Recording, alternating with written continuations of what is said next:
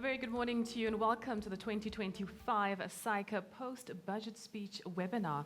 My name is Kyorape Zehlope and I'll be your facilitator for this morning. Thank you so much for tuning in.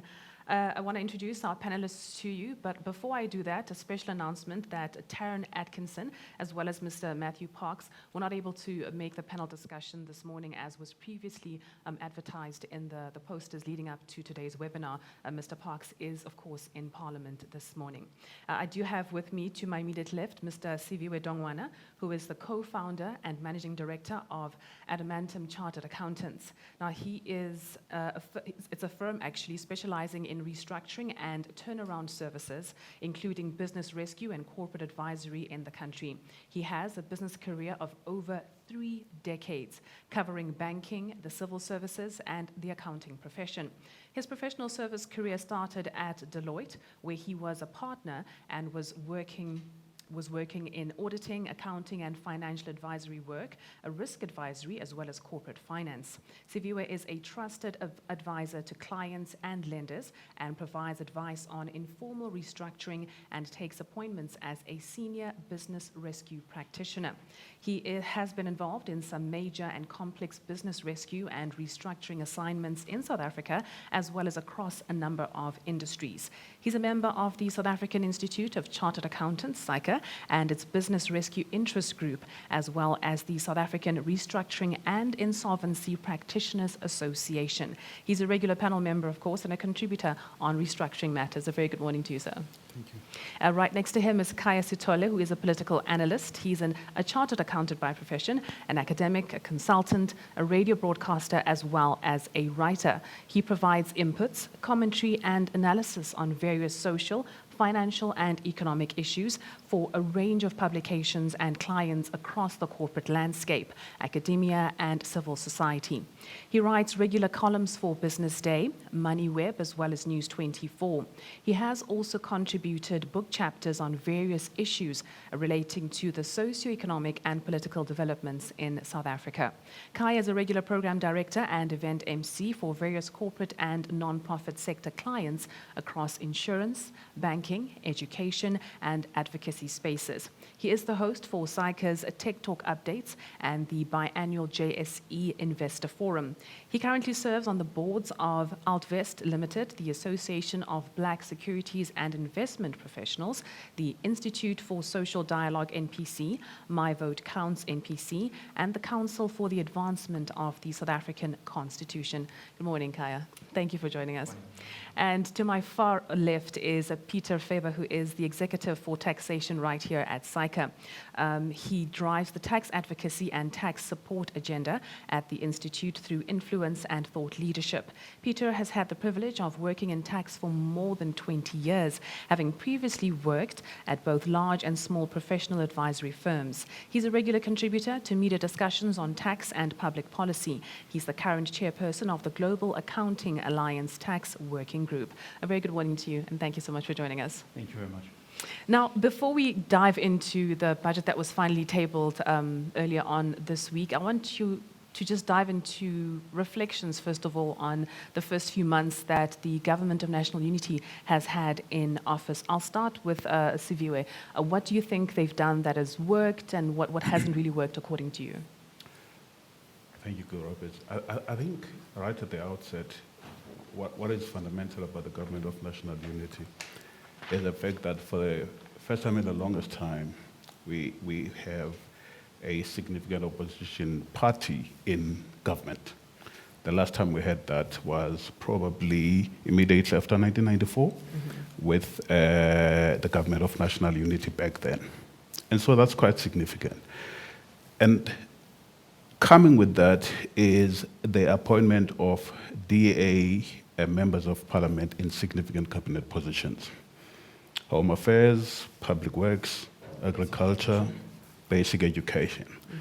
That's a significant change in the way historically the ANC has run government over the last sort of at least 2 decades. And so that brings an interesting perspective in terms of how discussions in cabinet around the development of South Africa and where it goes are shaped, because those are significant portfolios. And And the issue of the delay, for lack of a better term, of the budget, leading to the budget only being tabled this week, is also a much practical indication that it's not business as usual, that there are parties around the table that are not necessarily always politically aligned, and to some extent economically aligned in the manner of thinking about the implementation of economic policies in South Africa. Yeah. Kaya, your thoughts? Well, it's been a very interesting way of learning how to work together. So the interesting part is that obviously political parties have worked together, but at sub-national level, and we've seen particular complications with how things have been working out in those particular dimensions. But when this structure came together last year after the general elections, the big question was obviously whether it was even possible for these parties to work together, given their completely divergent and sometimes irreconcilable political ideologies. But it became very clear that in spite of all the chaos and the noise, there were these very few uniting elements, and one of them from other parties was the need to keep what they thought would be the left-wing coalition dominated by the MK party and the EFF, and that on its own was sufficient for them to say, well, we're going to have to find a way to work, because I think they felt that the other parties are a bit too unpredictable, particularly the MK party. So we had that unpredictability risk, which the White House is now dealing with on a daily basis. So a lot of the parties sort of then said, look, we think we need to be able to try and understand what the trajectory might be. So that motivated a couple of them to be part of it. But also quite interestingly, in that you've actually probably had about two key phases. And obviously the first phase is at the immediate formation of the structure. And the big question was, well, actually, there's a lot of issues that are pending, burning issues that each of these parties can never yield on because they're going to alienate their constituency. So how do you then work together around those issues? And what then became very clear is that there were probably about 3 or 4 remarkably contentious bills and laws that were in the table that were going to define how fragile or how strong the alliance was going to be. And I would say there would be the Bella Act, well, the Bella Bill as it was then, NHI, the Expropriation Act, and obviously ultimately the budget. And of those 4, what the president did quite scandalously is that he sat on them. Ahead of the election, he had the ability to sign into law all the bills that had already been assented by Parliament, because they had been ventilated through the consultative process, so they're ready to be signed. And when he then started seeing the polls indicating that a bloodbath was looming, he then started panicking. So it was a very, very random process of saying, I'm going to sign this, I'm going to ignore that. In fact, he claimed that he had lost his pen. And then he signed the NHI into law. And when he signed the NHI into law, it inevitably brought forward the question of, well, are you simply doing this in order to manipulate the electoral process? Because you know very well it's unfunded, and it's of all the laws that are sitting on a desk, why this one? So it was seen as one that was going to resonate with the big part of the population, but unfortunately, whether it resonated or not, it turns out it was already too late. So he signs it into law, and the importance of that is that obviously, once something is signed into law, it doesn't matter what the persuasions of the party in the GNU are, you kind of can't change it. You can work around the regulations, but you can't change it. And then after the elections, he then discovers that actually there's many more that he can sign. And obviously, now that they are part of this structure, a lot of the other parties believe that they are due some consultation. But the problem here is that you have to ask yourself the question, well, what type of consultation can you get into in relation to a bill that's already been through the entire spectrum of public consultation processes? And the danger of that is that if you then engage in these post-parliamentary consultations, you're then opening up yourself to the criticism of, well, actually, it looks like we have a legal process that says this is how laws are made, and then when you don't feel like you want to sign it into law, then you engage in this post-process consultations. But more importantly, what do you do with the post-process consultations? So when he then said he was going to meet up with Africa Forum and Solidarity in relation to the Bella Act, my first question was, what on earth are you going to do with the input that they give you? Because now suddenly it's a process that is invisible. So every other public consultation, we could tell you, Hansard and PMG will tell you exactly who said what. When you then enter into these secret consultations, can you emerge from those consultations with a view that says, well, actually, I disagree with the law, I disagree with the bill? Because if that had happened, it would have killed the entire process of public consultation, because everyone would say, well, what's the point? Whatever we tell him, there'll be a bill, and then AfriForum will walk into his office, and then everything will be vetoed. So it became a pointless exercise. But why he did that was to simply, again, give the impression that he's a man of consultation. So even when it doesn't make sense, he still is a man of consultation. So those particular bills, these parties felt that they were due some consultation, which they didn't get. And when they did get the 30-day window period, it was a meaningless exercise, as we all predicted it would be. So now the key question is, when you now have these laws where these parties will not find a common ground, how do you get around it? He now then says, okay, I'm going to sign this into law, and somebody must implement it. And those are obviously the initial fracture points of this particular alliance. The good thing for all the other parties is that all they have to do is look at a 30-year history of the ANC and how incompetent it tends to be when it comes to implementation. So I don't think it really matters that he signed NHI into law or the Expropriation Act. The ANC is not in the habit of implementing even some of its own laws. So it's very difficult to imagine that suddenly they're going to accelerate that particular process. So that's the new phase.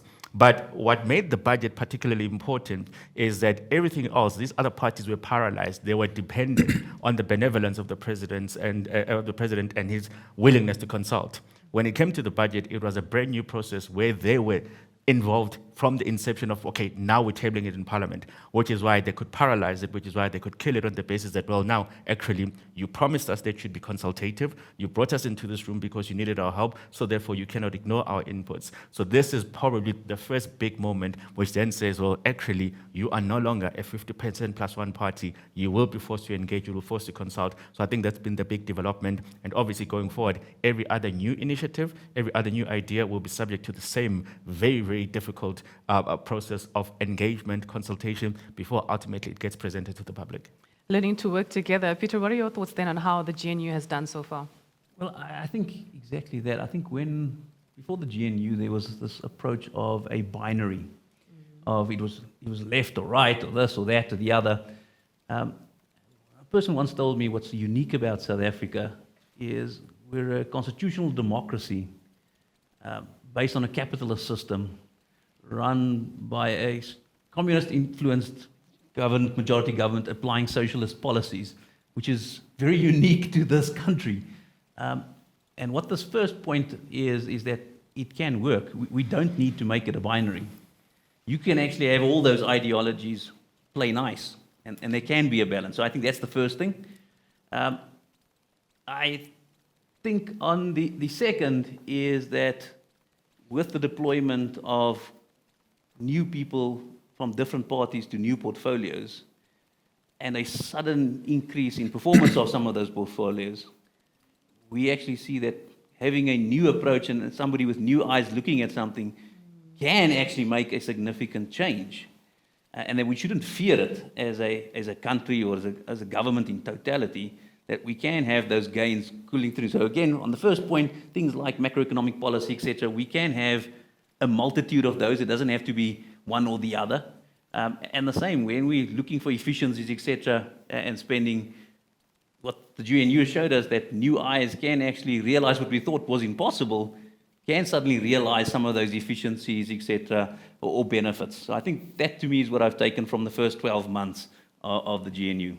Okay, just before we continue, a reminder to our audience that you can feel free to pose your questions on the platform that you're using to watch this webinar, and we'll be able to take them towards the end of the session, but some of them that are relevant for the different segments that we are engaging in, I'll pose them to the panelists. You can actually specifically mention who you want the question to be answered by, and then we'll take as many of those as we can as we continue today's session.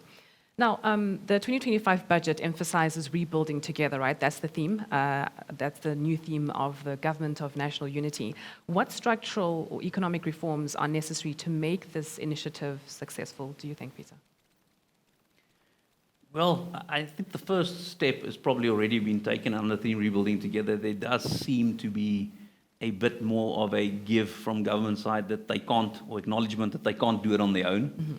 Mm-hmm. Even though I think from the implementation side, we're still seeing not a total change in tact of government trying to lead that initiative rather than supporting that initiative from rebuilding. So I think there is. And then I think what was coming quite clear from this budget, when we talk about the process and the whole about the deferred budget, is that a lot of things when we talks about or rebuilding together, we use the word consult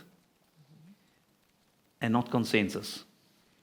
And consult can quickly become a rubber stamping exercise, as we've seen in various processes within the country.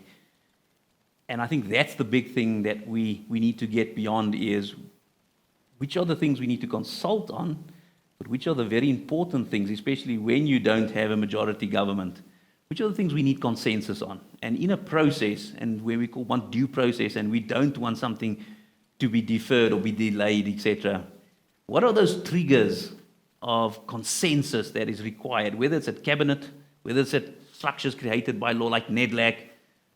We can't turn consensus into consult. And I think, to me, that is the big thing at the moment, is that due process. We need to move to consensus, and we're going to have to, whether we like it or not, accept that consensus and not consultation is the new norm. Yeah. And Mr. Siviwe, for you, what do you think needs to be changed for things to work more efficiently going forward? I think there's a general understanding in South Africa that we have great policies, we've got great plans, we have people with skills and competencies to deliver on those plans and policies, but we don't implement. Kai, I think, mentioned it in his opening remarks. The biggest challenge we have as a country is implementation. If you are looking for budgetary processes around how government works and the parliamentary system, all of that stuff is in place. And South Africa has demonstrated its ability to work through all of those processes year in, year out. But if you read into the detail of any of the, let's say, the last 3-4 budgets, there are themes that continuously come through. Low economic growth. We need infrastructure as a catalyst for economic growth. We need to deal harshly and in a very targeted way with corruption. We need state-owned entities to deliver. We need municipalities to so the themes are constant. The issue is, what is it that is going to move us from these great plans to implementation? Because therein lies our ability to make true what our wishes are as a country. And I think, for me, fundamentally, what we are not getting through in the budget speech, what we are not getting through in SONA, is a clear statement of political will. What is it that we as a country are going to do in a very focused way, in a very structured way, in a manner that we measure exactly what we seek to achieve? And I think, for me, that's a big issue for South Africa. Kai, what do you think we can do then to begin to realize the implementation of all of the beautiful plans that we have? Is it possible? So when I started thinking about that, I suspect that you probably need 3 types of dimensions, whether you call it the 3 consensus elements. So the first one is obviously the political consensus that is necessary, because what we have is that we have about 10 manifestos that were designed by the 10 different parties that make up the GNU. At no point in time has anyone ever reconciled those manifestos to say, what is the national manifesto for this particular alliance for the next 5 years? So in the absence of a manifesto, it becomes very difficult to hold people accountable, because you can't say, well, you guys promised that, and they'll be like, oh, actually, we promised it in our capacity as a standalone autonomous structure. This new structure would have had different ideas in mind. So we need to find that political consensus. That political consensus is something that, again, the president threatened to initiate, because he said last year, when it became very clear that there was a misunderstanding of what the rules of engagement were going to be amongst those members of the GNU party, or whether it was the DNA and everybody else, or whether it was DNA alongside other parties, it became very clear that there needed to be a deadlock breaking mechanism. So he said he's going to put that together, and he still hasn't. And then we got to the budget, and then suddenly he missed his flight, so therefore the deputy president had to step in, and then the deputy president had to coordinate the activities of the past 3 weeks until we eventually had something resembling a budget. So that the importance of that political consensus is that it will obviously make sure that we do not end up with this issue of this inability to find each other being a recurring theme, because when it becomes a recurring theme, it means that there is a delay in decision making, which is not ideal. And that political consensus is obviously something that only the political leaders can initiate and get across the room. So we expect that to be done in the immediate term. I think the president has obviously now identified how important that is. So that's the first part. The secondary element is based on this now increasingly explicit acknowledgement by the government that it simply cannot do things on its own. It's something that they frowned upon for a very long time, so they're not big fans of collaborating, because if you get the private sector involved, you're displacing us as a state, what are you saying about our capacity, all of those, particular issues. And obviously, since 2018, there's probably been a better way of engaging between the private sector and the state sector, and some of that has already borne some fruits. So whether it's the National Energy Crisis Committee, whether it's the Solidarity Fund, you can already see that some of it is working. And when the minister spoke, he spent a lot of time speaking about Operation Vulindlela. A lot of people don't actually know what the dimensions of that are. But it's one of those collaborations where everybody looked down and said, look, we do not care what your ideological orientation is. This is not how to run a country. And if you do not run the country properly, the first thing that will happen is that you will lose electoral power. So that collaboration was probably something that everybody warmed up to the idea that actually we just need to be able to do things differently. So again, some of those elements have already started bearing fruit. So the Operation Vulindlela is now being scaled up, right? And that's an important one. We've seen the improvements in the electricity conversation. That's an important one. But what is still missing is a very clear statement of articulating how the state wishes or plans to work with the private sector in order to achieve what. So far, the problem that I have with these collaborations, it's all been at the whim of what the president thinks matters at that point in time, or what the business sector thinks matters at that point in time. And the example that I always use is that, when you talk about the energy crisis was a universal problem for everyone. But obviously, if you're running a business, it is something that is really a problem. So you want to be in go, you want to get your hands dirty, and you want to get into the room and say, this is how we must fix it. So that was a good thing when we had the energy crisis. But similarly, when we had the NSFAS funding crisis with all of those service providers who didn't know what they were doing, when we have the looming post-bank and SASA crisis, I do not see the same sense of marshalling of the troops to say, actually, this is equally important and let us work on it. And the reason I raise that is that naturally, when you depend on the discretion of non-state actors, they will ultimately identify the issues that matter to what they do, and that's where they're going to put their hands up. So the reason it's important for the state to remain active and capable is that there'll be elements where no business is going to take an interest in the fate of NSFAS. It's just the way it is. So we need the state to be able to say, in this one, only we can take the lead because no one else is going to marshal troops and resources for that. And that's why it's important to be able to be very clear that we think in relation to these dimensions, we definitely are going to actively pursue these types of collaborations because we can see what the upside is. So that is the partnership consensus that you seek. The third consensus that you have to get around is a social consensus, because let's face it, you've got a society that has said, look, for 30 years we gave you the license to run the country, you didn't know what you were doing, so therefore we've withdrawn that license, at least in some part. You also have a society that says, well, the sum of all the problems are actually linked to the sum of the poor decisions that you've taken over time. You may have good policies, but when you poorly execute them, it still ultimately ends up being in poor outcomes. So there isn't that social consensus where society says, we can understand what the sum of these 10 parties is doing. We can understand what this particular president is trying to get done over the next 3 or 5 years. So in the absence of that social consensus, for me, it elevates the risk of the next election cycle will be unpredictable as it was last year. We won't know what the voters think and who the voters think should be in charge. And why that's particularly important is that in that particular leadership vacuum, you create a fertile space for the populists to step in and promise overnight solutions. And we all know what the consequences of that are. So you need to be able to be very clear that society thinks these are the issues that need to be addressed. This is what the political leaders think they need to do in order to get us there. In the absence of that triple consensus, we are going to be in much more trouble, not only next year in the local government elections, but in the 2029 elections also. Well, while I let you catch your breath, there's actually a question for you, Kaya. Before I get to it, we've been getting all of your greetings. Thank you all so much for joining in. I see Peter as well as Tendai agree about the implementation being one of the biggest stumbling blocks to having all of the great plans actually be realized in our country. And P says, missed flight, what happened to the Boeing jet, the Boeing business jet that the president's supposed to be using to jet around the country for all of his different responsibilities and commitments? Theodore also agreeing about the implementation, but mentioning that because of corruption and cater deployment and a Marxist ideology, that could be what's also hindering the efficacy of implementation.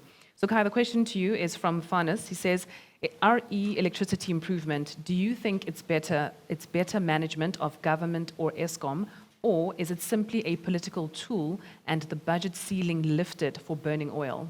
So, for a long time, people thought it was simply a political instrument. But I think at some point in time, you have to firstly acknowledge that perhaps our politicians are not that, sophisticated enough to be able to then say, we're going to press this in order to do this. I mean, I just don't see it happening. I don't think there's a dark room somewhere where people say, okay, let's switch off the lights just to see how they're going to. I don't think it's like that. I think it was poor political leadership that was at the heart of it. And when we talk about poor political leadership, you still have a system, whether we like it or not, where ESCOM says they're accountable to the shareholder, and they revere this idea that, we're accountable to the shareholder. The shareholder is represented by a minister, and occasionally you have the wrong minister responsible for that. And I don't think that, Mr. Pravin Gordhan distinguished himself when he was in charge of that particular portfolio.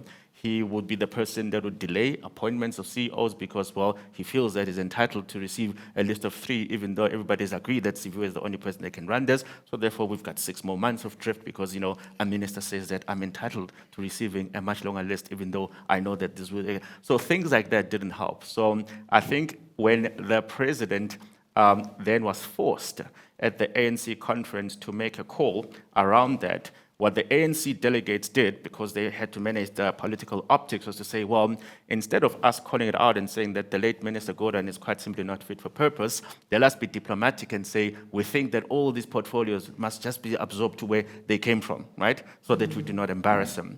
And rather than doing that, the president then takes what a lot of people thought was the wrong decision. He said, oh, well, you guys said this is complicated. Let me make it more complicated by appointing an electricity minister.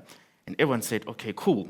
So now ESCOM accounts to who? The Department of Mineral Resources, the DPE, because every policy document was stuck there, and then there's a new Minister of Electricity. So it sounded like rather than taking a politically decisive step, he then said, oh, actually, I have to placate my forces, so therefore he appoints an electricity minister. As it turns out, that was the one person who actually then started focusing on that portfolio and getting things done. So you can see the change in that very political drift that we had under DPE versus that focused area under the electricity minister. So that is the one particular change. And I think also, obviously, they've been very fortunate in that they have now a board that seems to be a bit more suited to the purpose than previous boards. I think other boards were probably a mix bag of some people who were very good at what they did and others who were probably less suited for that particular crisis moment. So it's not a matter of that they're incompetent, but sometimes in crisis moments, you need people who are going to be able to do things differently. So I think those particular changes have been quite important at the leadership dimension.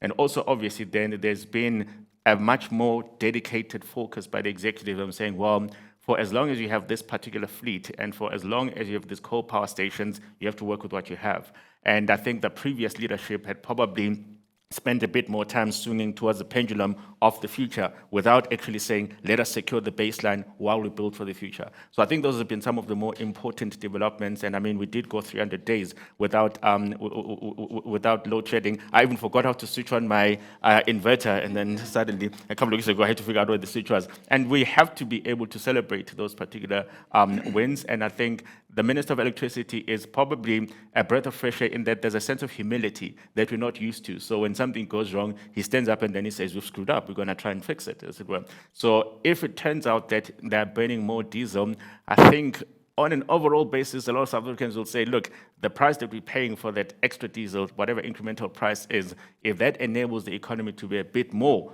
operational for an extended period of time, it is probably a price worth paying. So obviously you need to know how much that is. So I think those have been some of the developments out there. I don't think there's a darkroom there of politicians saying that, it's been 5 days of electricity, they're not taking it seriously, show them who you are. I don't think it was like that. Yeah. Peter, I see you want to also contribute. Yeah. and I think we do need to celebrate it, but I think with caution. And the caution coming from, I think a very critical document to this was National Treasury's independent review of the state of Eskom and the grid. It was released last year. And somebody had the analogy is, we had a car that was never serviced and then engine damage. Now we're servicing the car, so it's running better. But don't forget that the engine damage is still there. And no matter how much you service this car, it is going to break. And I think what that report says specifically is, at some point in time, in the very near future, you're going to have to take these coal power stations offline for an extended period to totally refurbish them. And the question is, what then? And I think that's why I don't think we're through it yet, because we haven't got to that stage. At the moment, we're doing the servicing, and we're regularly now, we picked up to the servicing, so things have stabilized. Yeah. But it's only a matter of time, and as a few weeks ago, we saw the return of sudden load shedding. And I think that is the problem when we talk about rebuilding the economy, etc., and the minister making statements of stable economic growth over 3 years, when we know that the grid can go offline anytime, because these power stations are in reality 50 years plus old, and they do need to go offline for an extended period to actually be refurbished, if we are going to keep them for another extended period of time. The engines do need to be changed. The engines do need to be changed. Exactly. So you also wanted to jump in there. So there's something very interesting about this debate. Kaya mentioned Operation Vulindlela.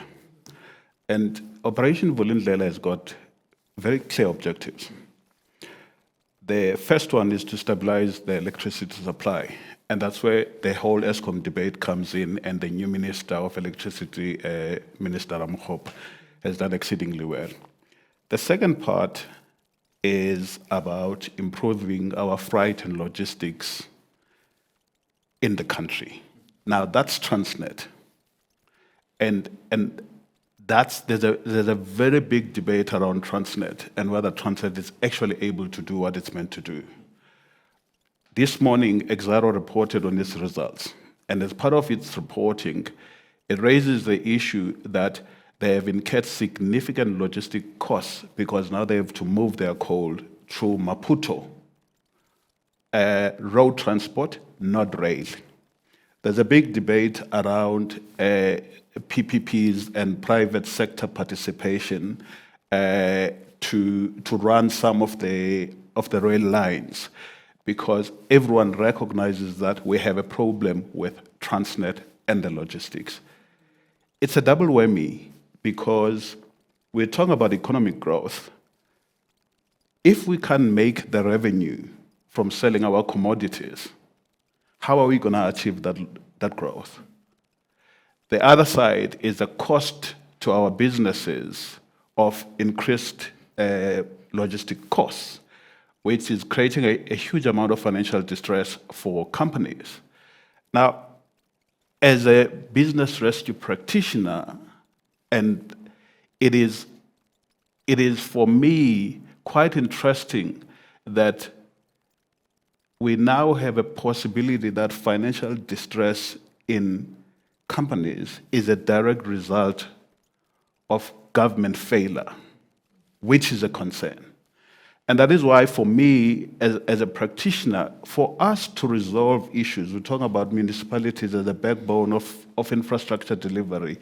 What are the plans when we have a very terrible report on MFMA audits coming out of the AG about the state of municipalities and the levels of financial distress in the municipalities? So the third part of objective of Operation Vulindlela is that digital communication transformation. I'm not sure what's happening in that space. Then there's the issue of bulk water supply security, directly linked to municipalities. We have issues in Johannesburg around our municipal infrastructure and the losses that are continuing there. And then the last one is about the reform of the visa regime. And we've seen the DA Minister, Leon Schreiber, making great strides around that area. And that then poses a different political challenge for the GNU or for the ANC. For me, the importance of mentioning Operation Vulindlela is that there's a significant part of funds allocated in the budget that are underpinned by infrastructure. And we need to see that infrastructure really, really being unlocked as a necessary catalyst for economic growth. No, I definitely agree with you there, and a lot of our audience also agreeing with those sentiments. Just diving into the budget that was tabled this past week. I know one of the things that we spoke about when we were sort of looking forward to the budget speech being delivered and wondering, how will the GNU come to some sort of an agreement regarding the VAT? Well, now we see that there's a proposal of a 0.5% increase this year and another 0.5% increase next year. I want to hear from you, Peter. How do you feel about this? What are your thoughts on this? Is it a good idea? Is it feasible? Well, I think from a pure tax perspective, it's actually a much smaller amount than the bracket creep that was not given for personal income tax, which was about 18 billion, versus the VAT that's only going to deliver, I think, 14 or 13 billion. So just from a monetary amount, not that big. The actual not doing bracket creep adjustments, when we talk about hitting people's pockets, that's actually bigger. But the bigger, and even on the pricing, I did this calculation yesterday on a 5,000 Rand grocery bill, if you accept that there's no exempt goods in there or zero rateds, you're going to pay 21 Rand more on the 5,000 Rand bill. So on the overall, that's probably not the bigger issue. The bigger issue is the process that we've gone to create this VAT. And I think that's the more controversial. And strangely enough, it's not the one that's been the bigger discussion, the VAT rate. So what we have in tax legislation, which has been a constitutional issue for quite some time, we've got provisions that say that the minister can announce a rate change that applies immediately for 12 months. Essentially, the minister creates law by his budget speech. And that is a problem. Because now we have a government where the minister has come, he says, notwithstanding that I don't have the numbers to pass this in Parliament, I will announce and create law. Come 1 May, every business will have to cater for this, irrespective of what Parliament does. Parliament is actually powerless to change that at the moment. So come 1 May, the question is the VAT going, I can tell you now the VAT's going ahead. There's nothing Parliament can do to change that. Why? Because we've given the minister powers he shouldn't have, namely the power to create legislation. So what's the impact of that? Well, the impact of that is if we do go through the process and Parliament decides it is not passing this bill, it's not accepting it, every single one of all those millions of transactions that were issued under the new will have to be reversed. And SARS would have to repay the money. Every employer, so a man on the street would have to keep every single slip. You go to PEP, you go to Pick and Pay, you have to keep it because if this reverses, that's the only document you're going to have to get back your money. And you might say that's too much effort. But essentially what the minister has done is create a situation where he makes Parliament decide between either creating chaos or accepting what he has done. And the same for next year. And I think that, come in 2 weeks' time when we have the parliamentary public hearings, is the bigger issue of, again, have we followed constitutional due process, where we have the minister being able to override Parliament? Because the only way Parliament can reverse this is actually by passing an act by the 30th of April and having the president sign off on it. So Parliament, essentially, to undo what the minister's done, they have to pass an act for a tax rate they never approved. Otherwise, we get stuck with this for 12 months. And then, at the end of that, it reverses. So I think, to me, that's the bigger debate, and that's the bigger impact on business, because I think people forget implementing this rate takes a lot of changes to systems. You, for a long time, have to run dual rates. There's a audit risk from SARS that when you claim things and you're doing it on the right rate, and there's about up to a 5-year period you're claiming inputs that you actually don't claim it on the 15.5%, but under the 15%. So for business, it's a big documentary risk. It's a lot of work to make sure their systems are aligning. They have to put in new processes to make people are double-checking. So to me, that's the bigger cost to society at the moment. And that's why I said if we had consensus, we wouldn't have been here. And I think that's a bigger problem Parliament's going to have to fix than the 0.5% from a monetary perspective. Yes. Well, it seems like Parliament's been put between a corner and a hard place, by the Minister, by what you explained in terms of the legislature. Mr. Sifiwe, just from the business perspective, how are businesses responding to this 0.5% hike that could, as Peter's explained, be reversed in the next few months? I think businesses generally are quite agile. So as soon as the budget speech is done, businesses ready themselves for implementation. That's the first thing. The second thing is that SARS is relatively efficient. And if there are any concerns that Peter is raising, most probably SARS has thought about, at a pragmatic level, how do you deal with those potential problems? And SARS, if they really deem that there would be a problem, they'll probably issue some communique to just indicate to business how do we actually walk this path. Because what is important for SARS, we must remember, it is important for them to collect and collect with a high level of certainty, because they want to make sure that they meet their targets around collections. And SARS like clarity as far as their engagements with business. So to the extent that there may be issues, I think SARS is probably better suited to handle that. There's a question also coming in from Gamuchi Rai asking about how the VAT adjustments will affect consumers and businesses. I was actually going to pose that to you, Kaya, first. Well, inevitably, until there is an instruction otherwise, everyone has to prepare for the 1st of May. We've obviously got some time. Generally, it would have been the 1st of April, but due to the delays, the 1st of May has been put together as the effective date. So until somebody figures out a way to reverse that particular trend, everyone has to just get ready for this implementation of the 15.5%.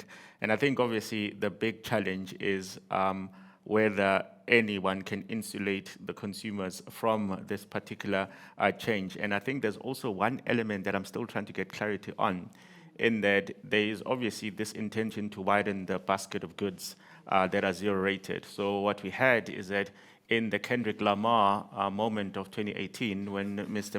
Malusi Gigaba said, we're going to be all right, what government then did is that they put together a panel of economists that was going to obviously look at what could or what should have been added to that basket of zero-rated goods. And that was quite an extensive process. So they went and tested all the different dimensions of what the taxes would do and who would need to be insulated from that. So they came up with a particular list, and some of those items were then added into the range of zero-rated goods.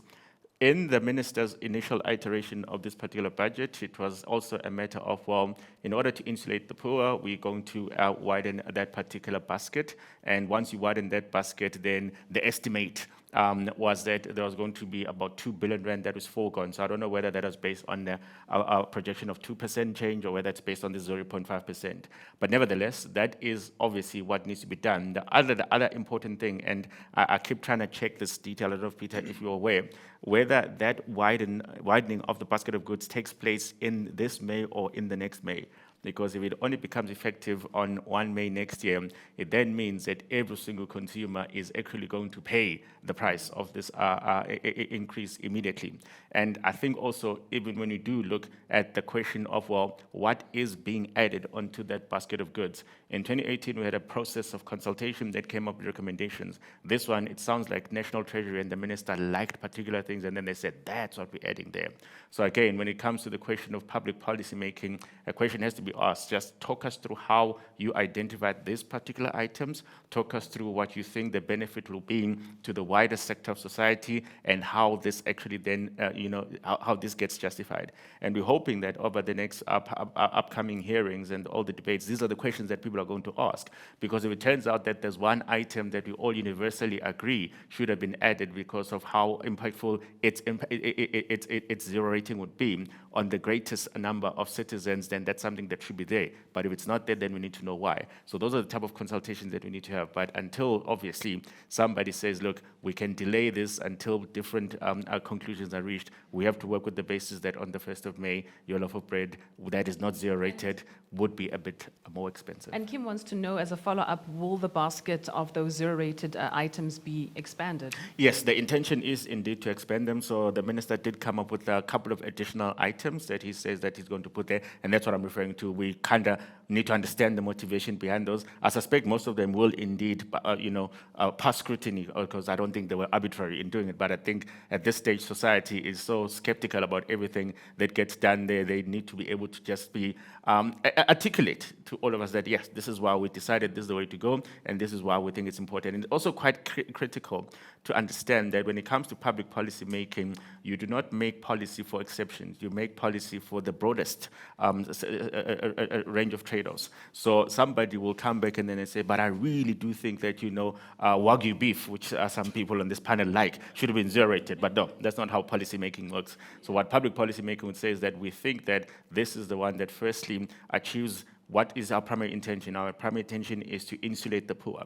Then define who the poor are. It's the people who acquire particular goods of this particular nature and the incidence of use. So if it turns out that a person uses this item for 1 day a month, that's not the type of thing you should be zero rating. So you test the frequency of use and then obviously the dimensions of that. And then you say, we think that when more people are spending money on this particular item, it will be better off for them if it was zero rated. The other insulation that was initially proposed was that, look, those that are likely to suffer the effects of, the VAT increase at 2% or at 17% VAT rate as it was then proposed need more protection. So the increases that you saw in the social grants that were in the initial budget were very high in relation to every other line item. And that was designed in order to obviously cover that basis. Now the minister has now obviously had to revisit all of that. So it's no longer as generous as it was in the initial one, but those are the type of trade-offs that you've had to do in this budget. Andre says we should implement zero-based budgets across all government departments and see. The minister hates the idea. I think in February he said, said, please tell me what on earth that is and show me who practices it. But again, yes, that seemed to be missing the big point here. So whether people call it zero-based budgeting or whatever, that's not the issue here. What people are saying is that South Africa's budgeting process is a matter of incremental, changes every single year. So let's just say, for example, in 2014, 11 years ago, President Jacob Zuma stands up and then says, I'm splitting the Department of Education into two, so basic education and higher education, right? So he makes that particular decision. He also comes up with the Department of Planning, Monitoring, and Evaluation. He makes those decisions. These things didn't exist before, right? So you come up with this new ministry, and then you say, okay, cool. What is the budget that this ministry requires in order to execute on this mandate? And somebody comes up with a number. And then what you do in every other year is that you simply just add to that, right? So no one takes a moment and they say, well, let us take a step back and ask the question of, well, do we need this particular department? And if we do so, is its mandate still what it was 10 or 15 years ago? If it's changed, what are the type of resources? What's the capacity that it needs in order to get there? So it's just a matter of just asking the question of, well, actually, are we still funding the right thing instead of just saying, oh, well, inflation says 2%, so therefore do that. So it's a conversation that is required, but I don't think the government is keen on telling us how it's done, because I can tell you behind the scenes it's been done, but they're not going to tell you what the results were. Not at this moment. Yeah. Peter Astrid wants to know, would it not be better for SARS to focus on doing more lifestyle audits, to start prosecuting those taxpayers that are evading tax? Pardon me, so much coming in. It jumped up, that are evading tax, and to start collecting those taxes, or focusing on taxing the informal sector who are not tax compliant, rather than taxing the lower income groups that are already barely surviving? You touch on a very controversial subject, and it was seen as the commissioner, and it was actually led to a spat between the commissioner and the minister. And numbers were thrown around, firstly 800 billion, some odd, then in the budget in Annex A, we see an amount of 1 trillion rand announced as the tax gap, where, for the life of me, I don't know where that's coming from. And I think the commissioner noted there's about 100,000 people that earn more than $1 million that are not taxed. Which triggers the first point of, if you know there's 100,000 and you know who they are, why have you not taxed them? And I think determining the tax gap, there's no formal study I'm aware of that has been done in South Africa on that. I think the numbers are, in my mind, a bit inflated. They don't make sense. They seem way too big, but they do create big expectation. The informal economy, when this was raised with the Davis Tax Commission, they concluded, and I don't know on what basis they conclude, because we do see differing opinions that the informal economy is not just made up of subsistence, traders, etc. There's a lot more in it. And the question is, but why have SARS not gone after, why just keep on going after the people in the system? Rather than going, one, it is more difficult to go after the people outside the system. I think the second is, and it was one of the parliamentary, I see one of the budget statements of getting more integrated data, and it's been a big problem, is that SARS have been running a lot faster when it comes to IT than the rest of government, but they are reliant on the rest of government. So, for example, people have always asked, but if you know there's so many houses over 2 million rand, why don't you just get the data and put it in an Excel sheet and sort? And then we tell them, go visit the master's office. And you want to see boxes and boxes of warehouses full of data and old. I think a lot of people, when they had to do the beneficial ownership, suddenly realized how much chaos that is. And exactly that. So to a large extent, we end up with SARS having to essentially build its own database from other information. But again, enforcement, the Commissioner has noted that's one of the, is to go and do the enforcement, and I think time will tell, and I think he did note a lot of numbers coming from the enforcement. But then the question is, if it's so big, if you're telling me there's R1 trillion in taxes sitting out in this economy that you're not taxing, given that we're only collecting 2 trillion, you're telling me there's R1 trillion, how are you missing it? It doesn't make sense how they're missing it. And I think that's the crux of the matter, where people are getting frustrated to say, but you're telling us this big pie of untaxed money, and it's so big that it seems impossible that you haven't dealt with it as yet. And this is not the first commissioner has noted it. I think if we look back, 3 commissioners, we've all been speaking about this big pot of money that's not being taxed. And we're asking, but when are you being able to show us the number to say, but in my 5-year plan, we said we were going to go after this pot, and we have recovered from this pot, not from the people in the system, from people outside the system. We've added to the tax base, and this is how much. So of the 1 trillion, we've added 200 billion or 50 billion. And I think that to me is, there is a bit of a lack of transparency when we come to, because every year we get told it's transfer pricing and high net worth individuals, and then people say, what about the formal economy? So if the commissioner can tell us we're generating so much taxes from the mining industry, well, why can't you tell me how much money you're generating from the informal economy? Hugo's actually mentioning the taxi industry, that can't we actually be getting the taxi industry to contribute more? So I've got a couple of follow-ups there. So the question of the gap, I mean, the idea that there's 1 trillion rand being left on the table is quite fanciful in my view. Even when the commissioner says 800 billion, I'm like, look, I know he's wrong. He probably knows he's wrong, but even if he's half right, that's a good number. 400 billion rand additional into the fiscus would be a good thing. Now, quite interestingly, so I remember it was in 2019, Tito Mboweni delivers a budget, and then he says as part of that budget, in fact, that's something that had been mentioned by Pravin Gordhan a couple of years earlier, we're going to set up the illicit economy unit within SARS. And what that unit was meant to do is that it was meant to essentially discover who exists in this particular tax gap and then figure out a way of how to then tax them. And I think they'd allocated about 1.3 billion rand to setting up that particular unit. And when the commissioner came into office, I think at the beginning of 2019, one of his first speeches was to say that, look, we set this up last year in 2018, and it had already recovered, I think, about 2.9 billion rand in like the first few months of it existing there. So there was always an acknowledgement that there's definitely a gap out there, but then it's a question of what other instruments that you need in order to be able to work out what the size of the gap is and then ensure enforcement within the particular gap. It is something that is by definition speculative because people who hide taxes will tend to do a very good job. That's why we don't have them. So part of that particular conversation, Minister Mboweni then says that, look, this is part of the big mission towards capacity building at SARS, because SARS needs more resources in order to be able to extract everything that it can from the existing base.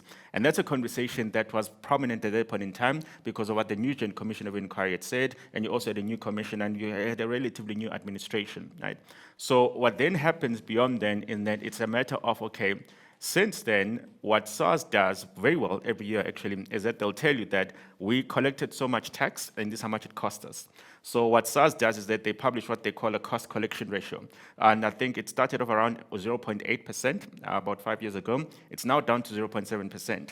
Now, there's an interesting dimension there. It's either you can argue that SARS is a bit more efficient because, you give them an amount of money and they collect more, or somebody could turn around and say, well, actually, even if they collected from the three of us every single year, because his salary is going to increase and my dividends are going to increase, it sounds like, they're collecting more taxes, but they're not doing anything more. So they're still focusing on the three of us. So is that ratio a good number for us to focus on? And then what then becomes a point of deliberation is to say, look, if at a cost of collection of 0.7%, which is where it is now, you're collecting so much in taxes, what would happen if we say to you, make that cost of collection 1% of that particular number? Would you collect more taxes?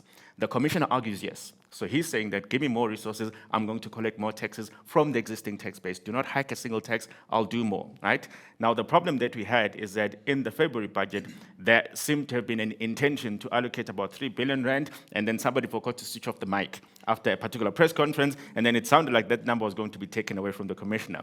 But luckily this week it came back, and it came back as a bigger number. So now for me, what this budget also did is that it literally put the commissioner on terms. You've gone out there, you've told society that there's 800 billion rand that you're leaving on the table because we haven't given enough resources. Some say it's even 1 trillion. We've now given you particular resources, 3.5 billion. It's going to be 7.5 billion in the long term. Show us what you can do in the next 12 months, because if the commissioner can come back and say, see, this is what I was telling you, then clearly the case for more resources to be put to SARS will have been made. So that is the one thing that needs to be done. Now, there's the secondary question of why does SARS keep going after the poor? SARS actually doesn't write tax policy. It's the politicians that say this is what you must do. But nevertheless, that's just a matter of semantics. There is also a question of, well, if the government is of the view that there's a sector of society that on its own, based on its design, so whether it's a taxi industry or whether it's the informal sector, if that sector is contributing to the tax gap, then they must be very clear that we want you as the commissioner to go and explore what is the size of that particular market, what are the type of taxes it currently pays, and what would happen if we introduce a particular tax. That's the first part. The second part is then the question of enforcement. So it may well be that SARS knows that there's 100 people around here who are remarkably rich, but if SARS cannot get access to the type of information that sits at the CIPC so that we can know that that company actually belongs to XYZ, then it becomes a bit of a standoff, because they think, they suspect that something's there, but we don't have a system that is comprehensive enough to say, well, actually, when it comes to Peter, this is what Home Affairs knows about him, this is what SARS knows about him, this is what the CIPC knows about him, this is what his employer knows about him. The holistic profile indicates that that amount of tax that is paid is not commensurate with who he is. And I think that's the building of capacity that we need, not just as SARS, but across all the complementary institutions. Communication that requires that all systems be digitized and integrated and, be able to communicate with each other so that people can know exactly what's going on, like you say, across departments for an individual. Sibusiso wants to know, and I'll put this one to you, Peter, how close is the country to a tax revolt, considering taxpayers' frustrations with the misuse of funds? Helen Zille would say very close. Yeah, it's always difficult to test, and especially in a concentrated economy where few people are paying, because those few people usually have the most to lose if they do revolt. That's why it's usually any revolution is started by the poor, because they usually don't have much to lose.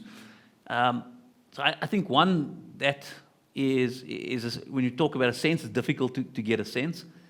What we have seen, even from a popular, and we can take the biggest economy in the world at the moment, is going through this process, and some are calling it a bit of a tax revolt. Is exactly that.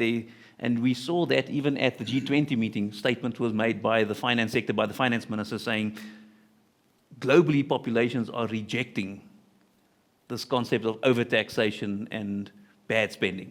So that was made at the G20, that there's a sense that the politicians are getting, people are pushing back.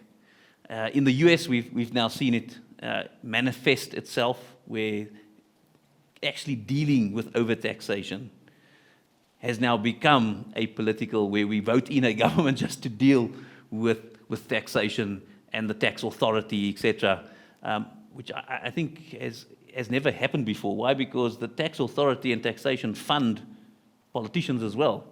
And we can get to that one controversial little expense in South Africa that actually shows that our politicians aren't yet there to consider that their futures hang on the tax policy of a country. So to answer the question, do we know how close are we? I don't think anybody knows. But in our country, I think it's a little bit different because those who are contributing the tax have a lot to lose should they take such types of actions, which usually means they will harbor or take a lot more strain before they react. So I think it's a very difficult question to ask, but I think there is a lot of frustration. Yeah. So we want to bring you in here now. Considering the fact that business confidence has been declining since, I think, around about 2009, looking at the tax incentives for businesses that were mentioned in the budget, are these enough to attract investment, or do deeper economic and regulatory reforms need to be made? That's always challenging. But I want to make, before I delve into that around business confidence, I want to make a very a small point around tax. If we look at the budget, the revenue for 25-26, we have 811 billion coming from personal income taxes, followed by VAT at about 500 billion, which then tells you that we have a structural limitation. There is only so much we can collect from the people who are already in the system, which then means if we want to improve, we need to grow the economy so that we have more people employed, because the bulk of our tax come from personal income taxes. Now, if you, on the other hand, look at the trend around liquidations, the average is sitting above 2,000 companies per annum. That's not a good trend, because it is that trend is reducing fundamentally the tax base. And so that's why when we have these conversations, we must really think about how do all of these things, Pravin Godan said, join the dots. Yes. We must connect the dots. And that becomes very important. And so even when we then look at incentives, we need to look at incentives not in and of themselves as individual incentives, but what is a broader package that South Africa is offering businesses? The minister mentions in that post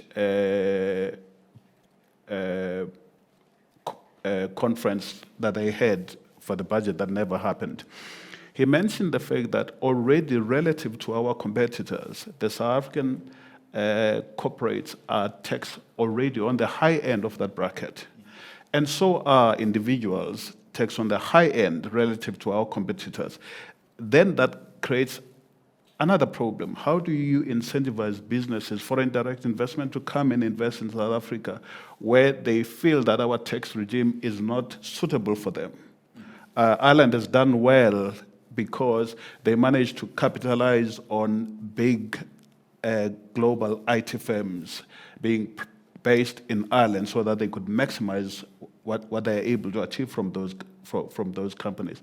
What is our strategy? And so when we look at business incentives, we also then have to factor in business confidence.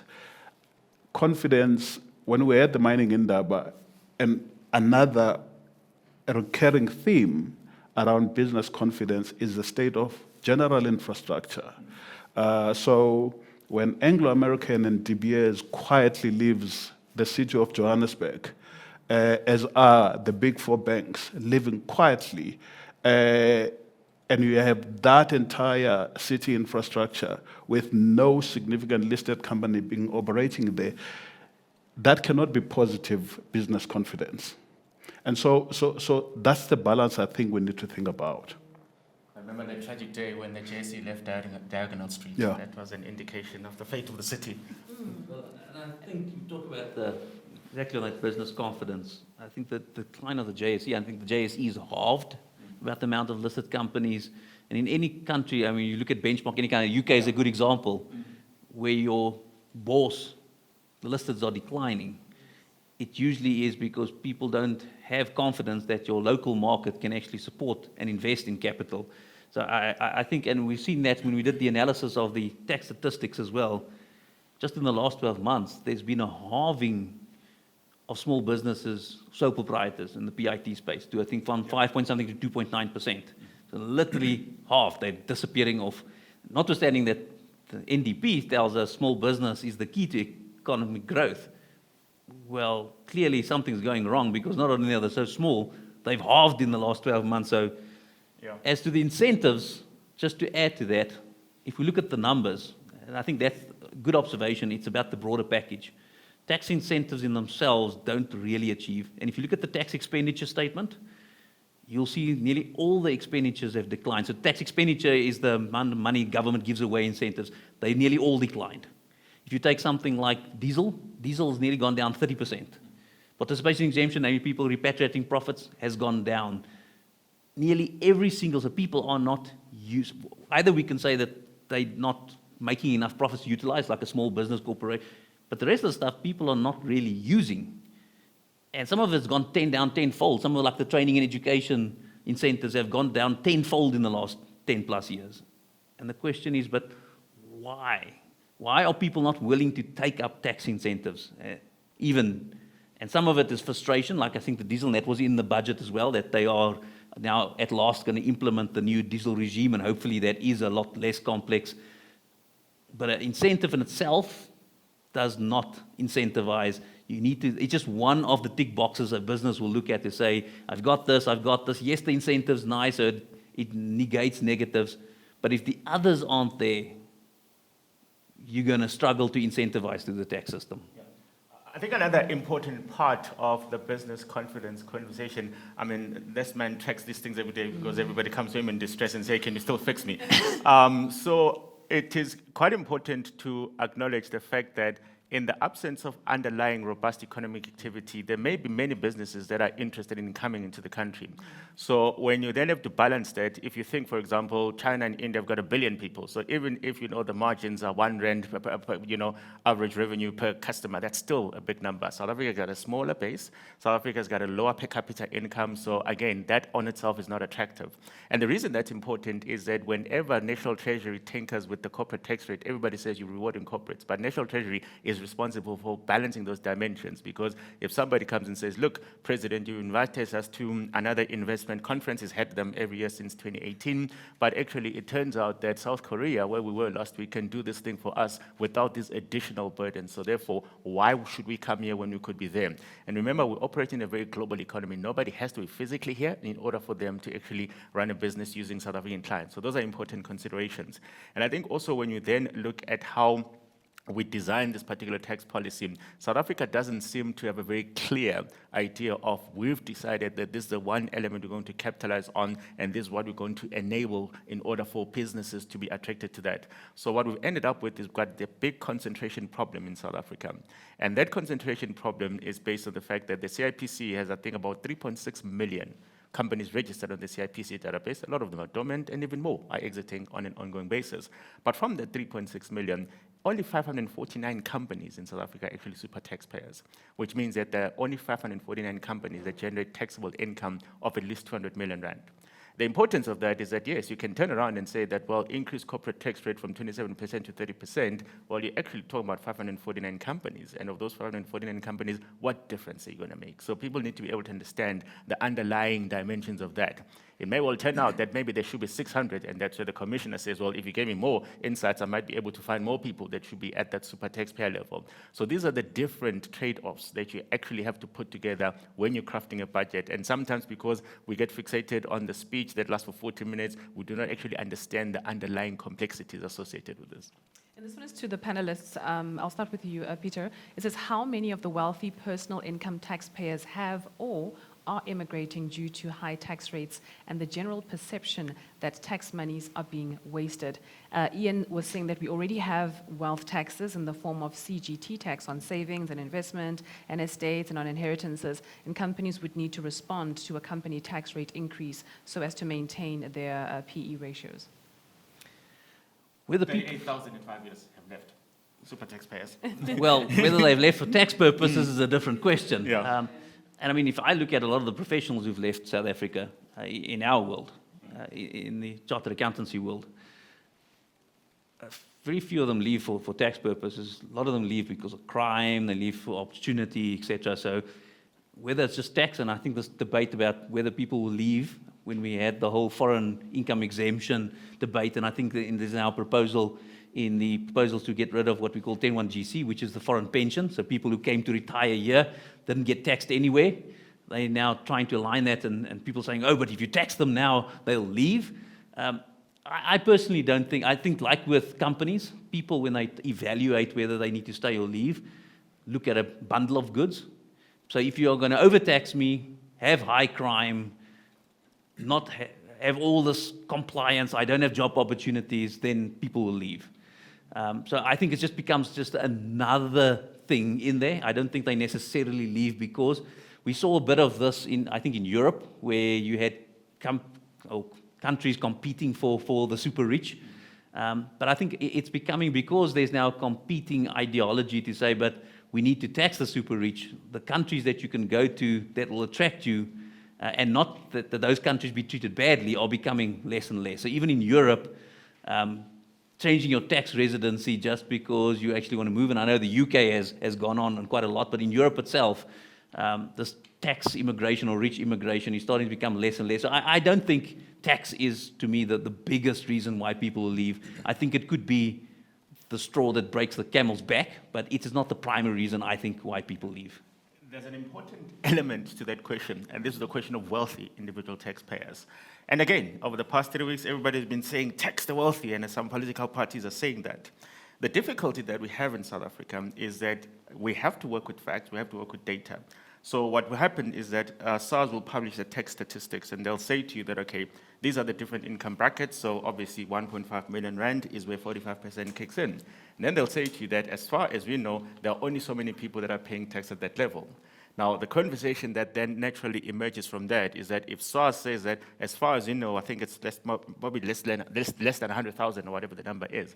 If SARS says these are the only people that we know of that are paying tax at that particular level, well, actually then who would meet the definition of wealthy? Is 1.5 million even the number at which we should then classify people as wealthy?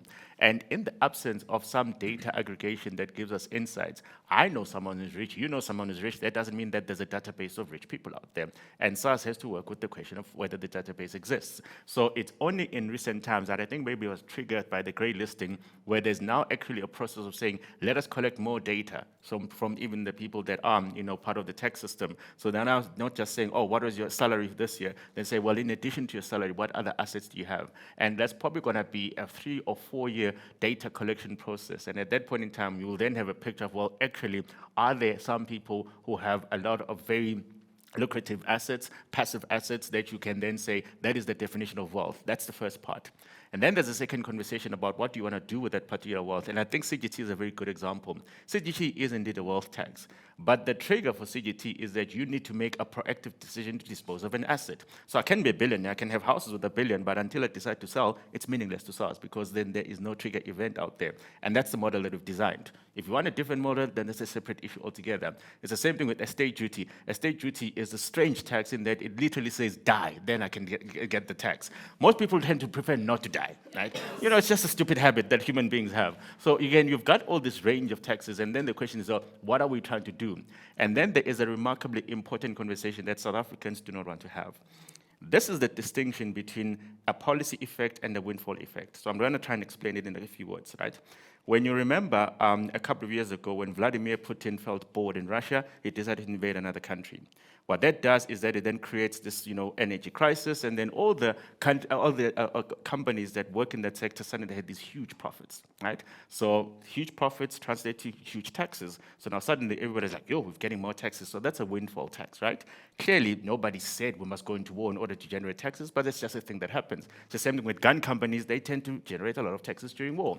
So that's a windfall event, right? So you cannot plan around those things because they're unexpected. It's just that particular windfall.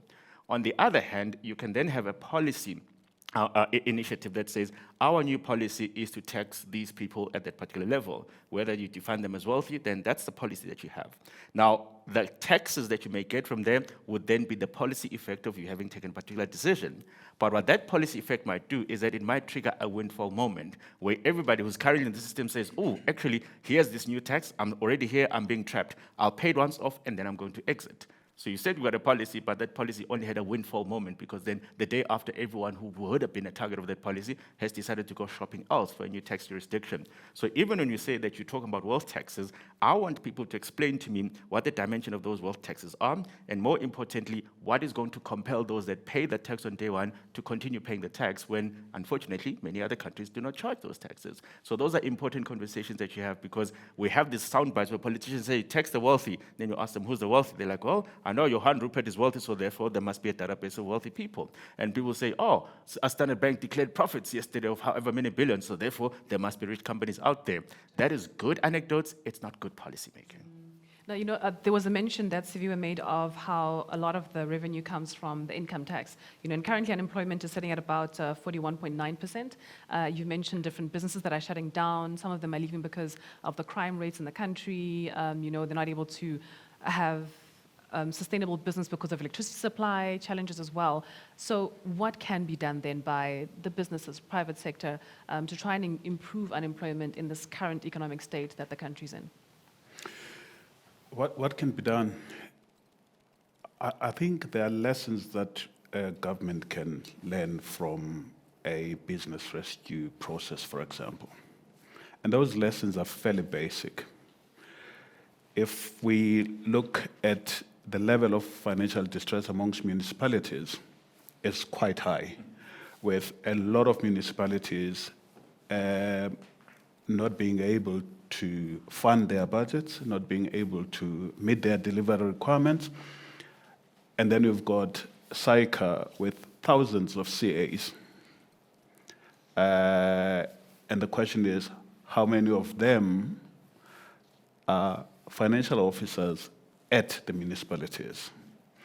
And I suspect that the numbers are very small, if not completely negligible. So we have to make sure that we use the people with the right skills to do the right jobs. We're saying there's financial distress across state-owned entities. How many of the SAICA Business Rescue Interest Group practitioners are doing any restructuring work at those SOEs? And at the risk of sounding like I'm taking a marketing opportunity here, fundamentally, what we have in business rescue is that you must have a plan, a restructuring plan that makes sense. And you must sell the plan to your body of creditors. And they must look at it independently and say it makes sense. And then they may be happy to fund it. I think that lesson could be extended to government to say, if we deem certain SOEs not to be doing what they're meant to be doing, is there a restructuring plan for that SOE? What does it say? Can we make it public? Can we be much more transparent about what is it that we seek to do with that particular SOE? We know there's a lot of work that has been done at ESCOM, but we actually don't really know because that's not public information. But those lessons for me can be quite useful because short of having drastic plans that we are quite critical about implementing and about measuring, we're not going to move forward. Because as this discussion has shown, there is so much you can do around tax collection. There is so much you can do around efficiencies. Ultimately, you have to grow the economy. And ultimately, you have to implement some of the structural reforms government has been talking about. For example, the size of government.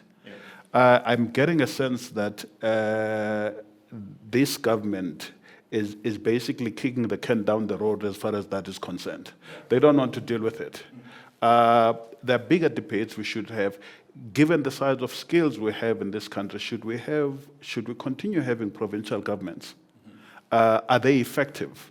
Is that line of delivery between national, provincial, local still working as we had anticipated 30 years ago? I know that there have been more than 240 expenditure reviews since 2013 by National Treasury. What are the outcomes of those reviews, and to what extent have they been implemented? You then go to the Age's report about fruitful, fruitless and wasteful expenditure. We should have fruitful, and it has doubled. And so the question is, we know all of these things. Who is doing what, and how are we measuring it? Martin actually asks, why is the president and government not taking any action against fraud in government? The government is plagued by fraudulent expenditure, which falls under that fruitless and wasteful expenditure. We can't continue to talk about tax collection when the money itself isn't being spent efficiently. So why isn't... I think that is the problem. Is people keep on saying we don't have an income problem, we have a spending problem. Yes. And I think the first analogy is, let's say tomorrow the commissioner makes his hands like Thanos in Avengers and he collects 1 trillion more, and you give that trillion to government. Will you get better outcomes? And I think most people will sit here and say no. You're probably going to get the same end. And the IMF actually made this exact comment and said, in the last few years, you've had 150 billion windfall in 1 year. Yeah. You drew down from your reserves another 100 billion per year. And yet this year, you're scrambling for 60. It's not that you haven't got, and even if you go take the monies, I always like to take, I went back to 1994, we take the first democratic government, how much they had. They had about 105 billion. Which in today's money is about 400 and something billion. That's what they had. If you adjust that for growth in population, that's 800 billion. This government has threefold that. And yet it's struggling. And I think to exactly the point. So why? Well, one, things are too complex. The minister keeps on making that about complexity. They talk about the labor laws, and I know if you spoke to the Minister of Labor before he made that statement, but less complexity in the diesel refunds. The problem is sometimes things are made complex so that other things can happen. Sometimes complexity is by design, not as a result. And we need to unpack whether complexity is by design, whether having too many provinces, 250, last time we spoke about the 257 municipalities, procurement processes that are all over the place, unaligned data. Is it because it's by design, not because by accident? And sometimes we always conclude it's by accident, not by design, because certain things can only happen if you have complexity and chaos. And again, restricting the SOEs to their plans, etc. Where are those plans? Why are those plans not implemented? Why do we not know about them? And I think that is fundamental, is as much as we have a lot of transparency, I think from the budget numbers we always say, we always commend Treasury in that they keep on being transparent. But there's a lot of other important things that there is a lack of transparency. Like, what is the bigger plan with SOEs? The minister just makes a blanket statement, we shall not, like last year we said, we're not giving them any money. We're not giving any SOEs any bailouts. Okay, but we have Transnet that is literally closing down businesses in this country. It's impacting listed companies. And they say they asked for how much billion? Nearly 100 billion as well, that they need a bailout for. We have the post office that's, well, it's in business rescue, and if it doesn't get money, it'll probably liquidate. At some point in time, it'll have to go down. So local government is being told it is at the forefront of the saving grace of implementation. Treasury's numbers, put this in context, 44% of all municipalities are bankrupt. 87% of them are in financial distress. And these are the organizations in your plan you're going to rely on to save the country. How is that a reasonable plan? Surely somebody should sit up and saying, people, you're dreaming. You can't take a bankrupt municipality and turn it into a service delivery organization. The only thing you could do is close down that municipality, merge it into a functional municipality, and maybe then you can achieve something. But you can't take a bankrupt, unemployed with no CFO, no accounting officer, no financial skills, and you're telling me you're just going to give this municipality money and hope the sewage is not going to run down the road. The plan does not make sense, and I think that is the bigger political debate. We need to start talking about whether the plan makes sense, and is there a plan? And also, like, how you're going to implement the plan and check whether, what you've planned to do is actually being done. Back to the opening statement. There's no implementation, but because the plan and the implementation plan makes no sense. Exactly. I see a few of the audience have actually answered Mr. Sifiwa's question about, how many chartered accountants are actually working in the public space in those municipalities, trying to help them sort of be on the straight and narrow. And there's sentiments here that if you're a chartered accountant working in the public sector because of corruption, you stand a chance to actually lose your life, get assassinated, because you're trying to do the right thing and trying to work by the books. So that's part of the reason why the thousands of CAs that exist are a bit wary of working in the public sector. There was a question also here. So the Americans have got a great term about making good of a crisis, take complete advantage of a crisis.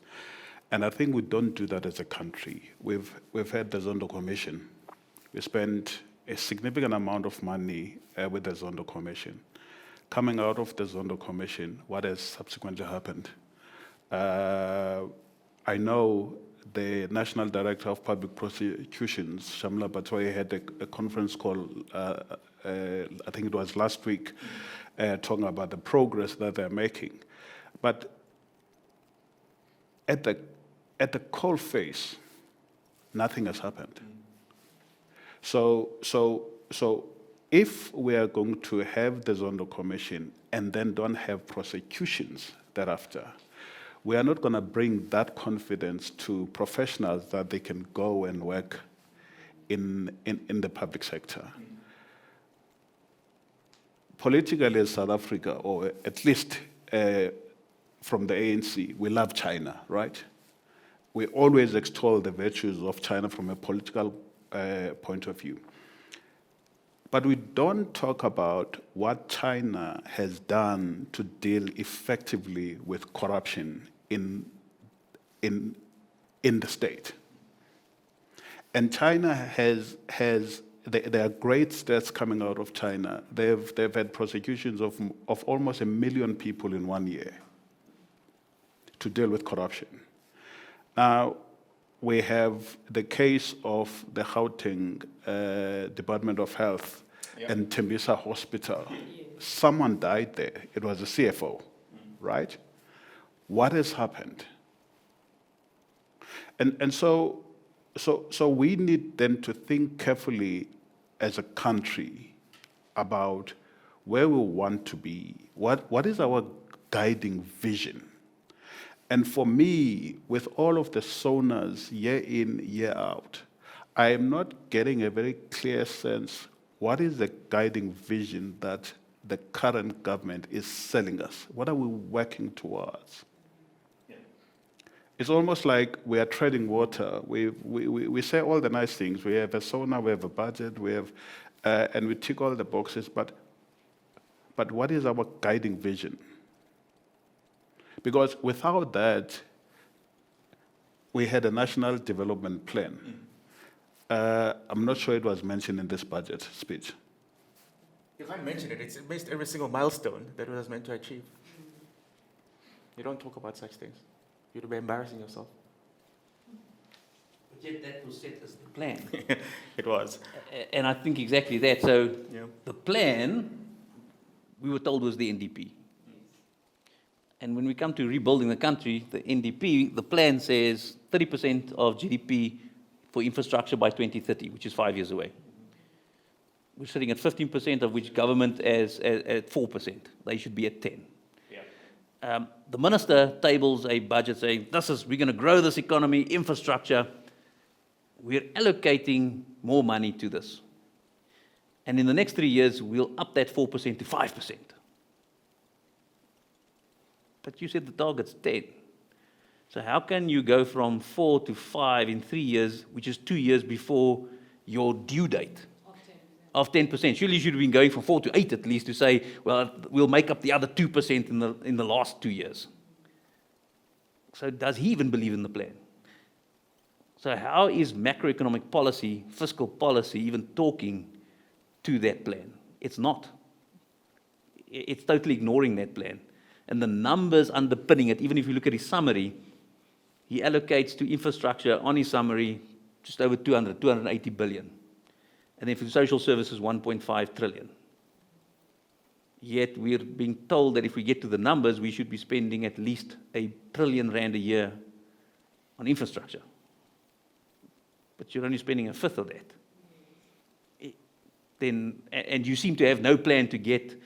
You're just saying, but the economy would need to grow to spend more. But that's not how economies work. You need to build the economy to grow the economy to get. Yeah, the economy is not going to suddenly generate money out of its own. That's true. Part of the infrastructure that you mentioned earlier on was the Eskom infrastructure, the ailing infrastructure, the power plants that need to be shut down to be not only maintained or refurbished, but actually reconstructed to make them more efficient. There was a question that came in from Ronel, right? Speaking about how government gave incentives to businesses, to individuals to install solar panels because Eskom was failing to provide sufficient electricity consistently, despite them wanting to hike the tariffs every year. So you want to put an additional burden now on the consumers with the registering of your solar systems to comply with Eskom. With all the homes and businesses installing solar, a whole new, a more power plant was actually erected and helped the country by less load shedding. But now we're getting taxed double with the possible higher tariffs being charged for electricity. Do you use on rainy days? What is your opinion on that? I think it's just the frustration of having to make a backup plan because Eskom couldn't provide power. You've gone and bought solar panels, you've even got JoJo tanks erected for the water shortfalls, and now government comes back and says, hang on, now that you've got solar panels, we want to bill you on that, pay a fine, give us something. It's again short-term planning. We use the analogy, and somebody used it, the movie Speed. The minister's like the guy in the middle, then he's trying to disarm the bomb, then the bus is hitting the side of the road. But the long and the short of the story is he's never driving. The bus is driving him. And I think the solar panels was exactly that. So when this all happened, the biggest losers in this whole Eskom debate has been local government. We forget, a lot of these municipalities make up to 50% of their revenue selling water and electricity, profits on water and electricity. Now you shut the off. Not them. Eskom shuts off but they have to carry the burden of the loss. Now you drive your biggest consumers and the people that you rely on, they go buy solar. So you take them out the market. And in fact, government issues an incentive for you to go do so. But you never replenish. And in SODA, the president notes, we'll have to come up with a new document on. This problem's been going on since 2008, and we're talking about how to refinance local government now. That is where the problem is. So now suddenly you sit with a problem where electricity is coming online, but your revenue is not coming back online. Your revenue is business, and a lot of your individuals have now migrated off the system. So now we start needing to enforce the law quite quickly because we're now out of the crisis as government. We've now stabilized electricity. You've now brought on, and we saw the solar graphs, it's just gone exponential. It was in the budget, a lot of solar coming on. But I still need to fund it some way. So how do we fund it? Well, we need to come up with a way to get the people we let off and who invested now all this capital in, that helped the system sustain itself. We need to get some of that money back. Now, whether it is by splitting up Eskom and suddenly charging a distribution fee, and I think Joburg's already charging a 200 Rand distribution fee. Yes. So if you upload your prepaid, the first 240 or whatever Rand just disappears. And again, it's because they need to bring that revenue back online. And there is no plan B as to how to fund that if you're producing free electricity at yourself, even though you spent a lot of capital doing so. So I think we're not going to get away from that. Is it fair? It probably isn't fair because government acted at a point in time when there was an emergency. And now it's going back and saying, okay, but now we've got a different emergency that we created by this. And the fact that consumers are going to pay double, that's the reality, because they still need to fund local government. They cannot forego that revenue. And also just on the topic of infrastructure, right, Kaya, I remember the president mentioning recently, how disappointed he was at the state of the Gauteng province ahead of the G20 summit that's supposed to be hosted in South Africa and Cape Town, saying, no, come to us, we've got everything working fine. Yeah.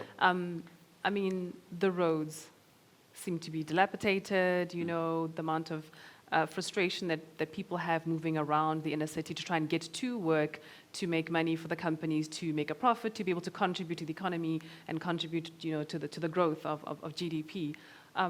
What are your thoughts on the possibility of problems like that being dealt with in the near future? Not very strong. I mean, the president lives in Johannesburg. I mean, he occasionally drives past the place where I work and I live, so I know that he lives in the city. So it was surprising that he only discovers now that obviously what the state of the infrastructure is. But it's reflective of a longer-term pattern, and that longer-term pattern is that, again, I think the example that Sibuwe mentioned of, the fixation with those communist ideals and how the ANC has interpreted its role in government is that the ANC believes it has a primary responsibility to the unions of the day, and whatever the unions want, the unions must get. The ANC does not understand that in the absence of a growing revenue base, you are compromising everything that you say you stand for. So if you look at how much money was spent on servicing debt, well, that money is crowding out the spending on the social wage that they say they're committed to. So it's just a great conundrum. But what is also becoming very important, and there's an example that the minister used in his speech this week, and that he says for every 100 Rand that he sends to the Department of Education, the first 75 Rand goes towards salaries, which means that you only have 25 Rand left to service the multiple other elements, whether it's the maintenance of the infrastructure in its current form, or whether it's the expansion of the infrastructure as places like Johannesburg naturally need because of the migration patterns. So it's part of a longer-term trend of government not really committing itself to maintaining existing infrastructure and also not building infrastructure that is fit for purpose. So what you then see is that by the time it all starts escalating, then you've got a water crisis, which is the next load-shedding problem. Even Eskom itself was a matter of they simply did not invest enough in maintaining infrastructure. And perhaps it's reflective of a very poor understanding of the role that infrastructure building and infrastructure maintenance plays in ensuring that the delivery of public services is actually efficient. So I think it was Peter who mentioned the master's office earlier on. Peter, are you aware that the master's offices are currently inaccessible in Johannesburg because the lift broke down, and I think the master's office is like on the 17th floor, so you cannot access it, so the work is not being done. And in fact, I think it was the Department of Rural Development that has had to intervene and set up a temporary office because the people that work there say, we can't go to our offices because the infrastructure doesn't exist. No, I'm not going to walk up 17 floors in order to process your documents. And that is just the way government works.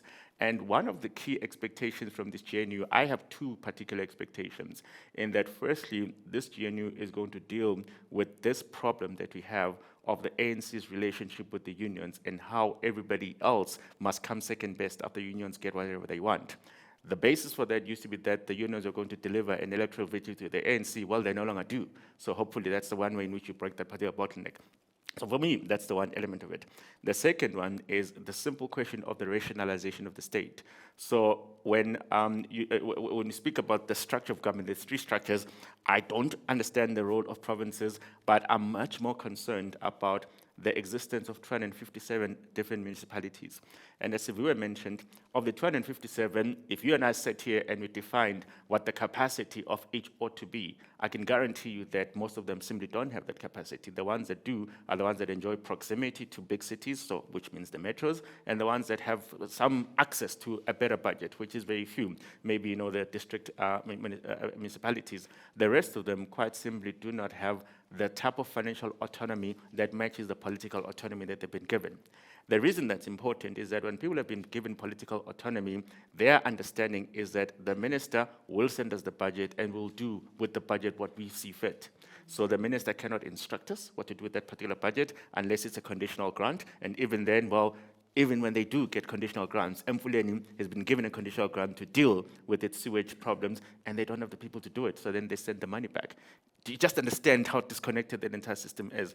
So you have to be able to figure out, is this the point in time where the president, as the leader of cabinet, takes a view that actually things as they are simply are not working, because the concomitant consequence of all of these missteps is that it simply costs more to run the state. It crowds out the other things that you want to do, and then ultimately we end up in the position that we're in now. And I think that we're hoping that somebody is going to be bold enough in that cabinet meeting one of these days and say, actually, we may as well tackle the big elephants in the room, because the reason we ended up with this budgeting crisis is because for 20 or 30 years, the ANC was like, hey, you've got a problem, just go and borrow. We'll deal with it later.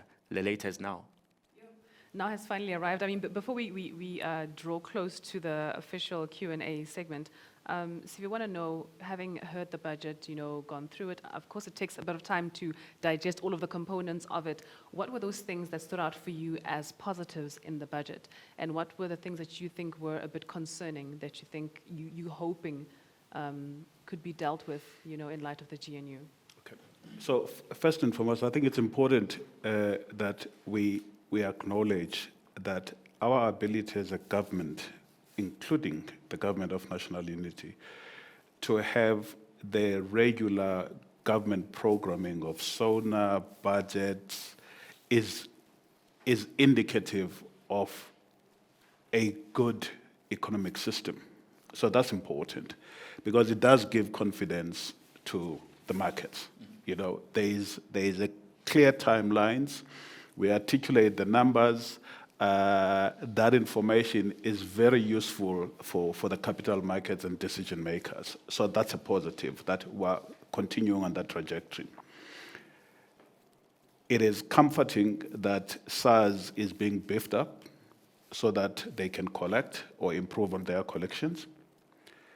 In a country like ours, it is important for the social net to be there. You mentioned more than 40% unemployment rate. That social net is important, because that social net buys middle classes in South Africa peace, and that's important. Unfortunately, it is a concern that we're not getting the growth that we've been talking about. I mean, if we go back to Thabo Mbeki's days in 1996, we're talking about the 3 to 6% growth rates. But in this current budget, I think it's less than... They say 1.9%, yeah, which is completely made up based on what we've seen before? Yes. So the growth issues remain a concern. The implementation issues remain a concern. The speed with which we implement the things we've already decided on. For example, there's a general consensus that we need to fix Transnet. There's a general consensus that we need more private participation in some of the rail corridors. We need to get that thing going.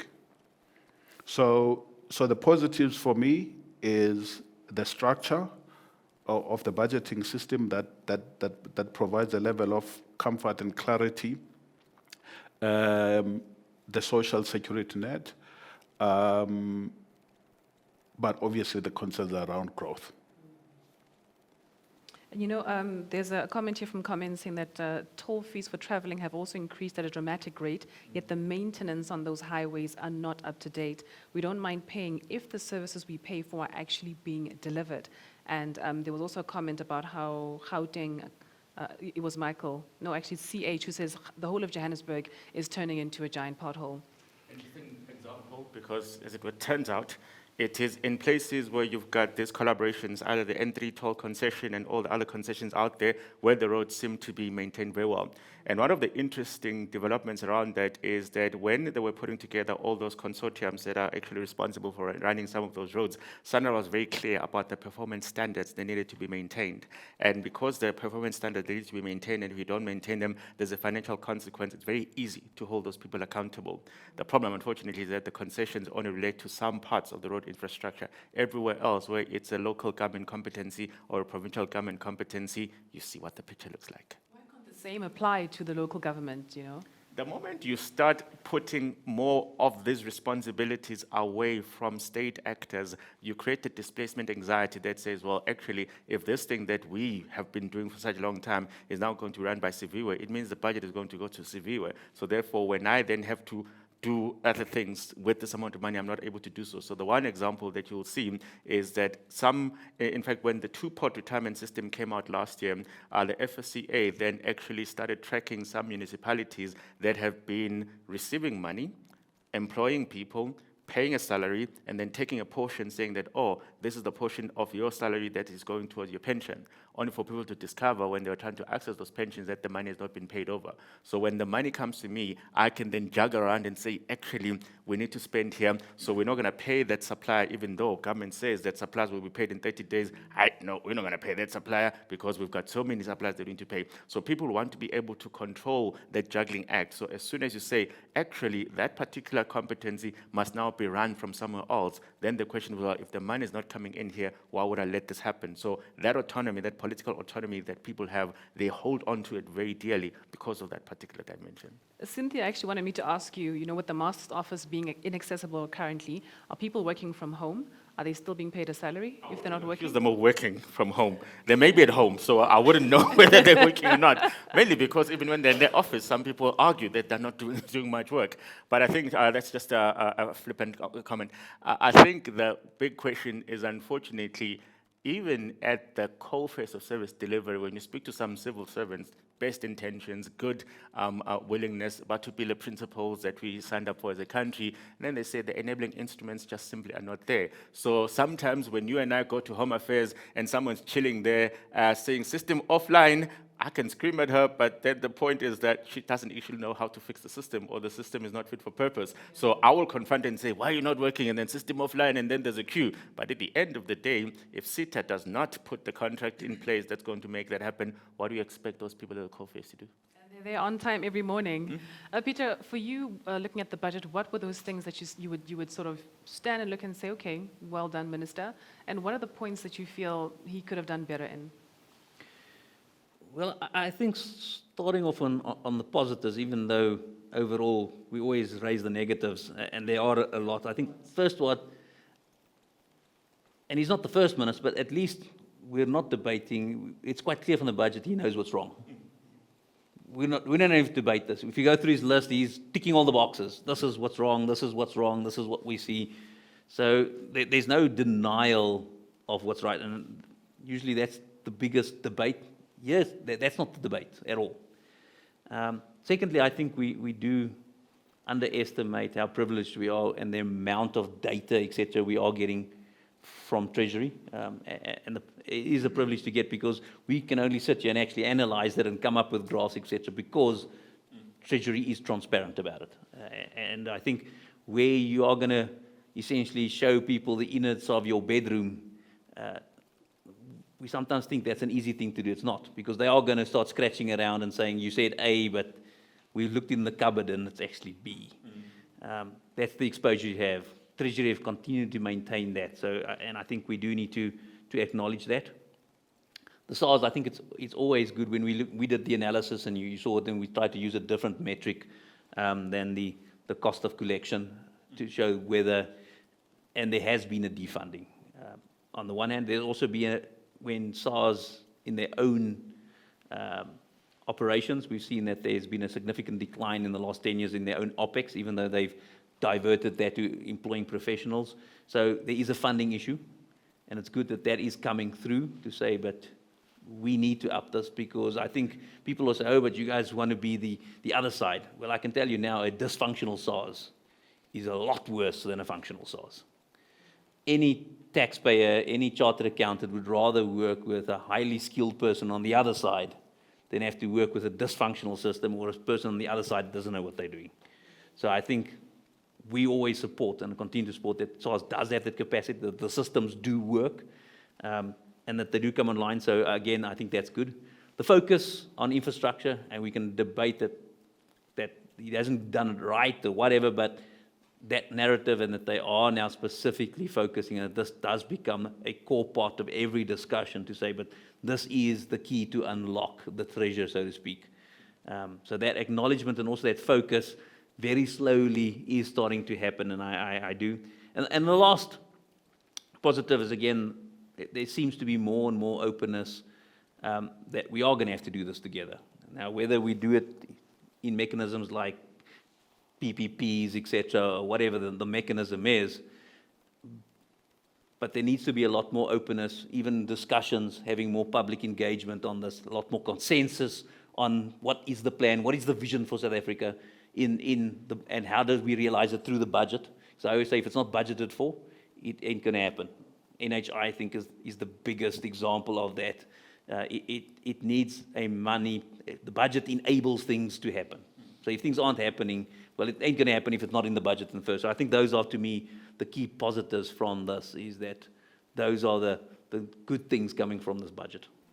Kaya, were there any positives for you? I mean, we've debated a lot of the negatives this morning.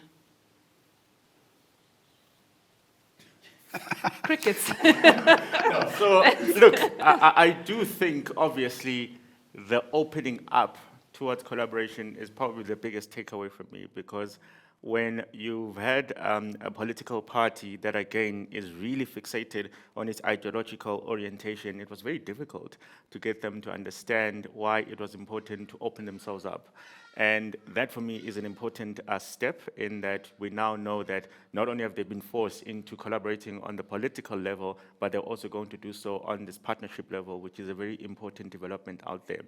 What is also quite important is that, obviously, you now have a minister who, even though he conceded some territory, is still actually quite explicit in that, look, there's only two ways in which you raise money. It's either you borrow or you hike taxes. And at this stage, I refuse to go and borrow with reckless abandon, as we've been doing for such a long time.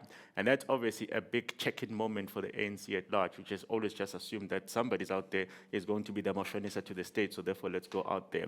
I think we probably are very fortunate that we have a minister who was courageous enough to stick to that line. So even now, he's just administering the pain on a gradual basis, but it's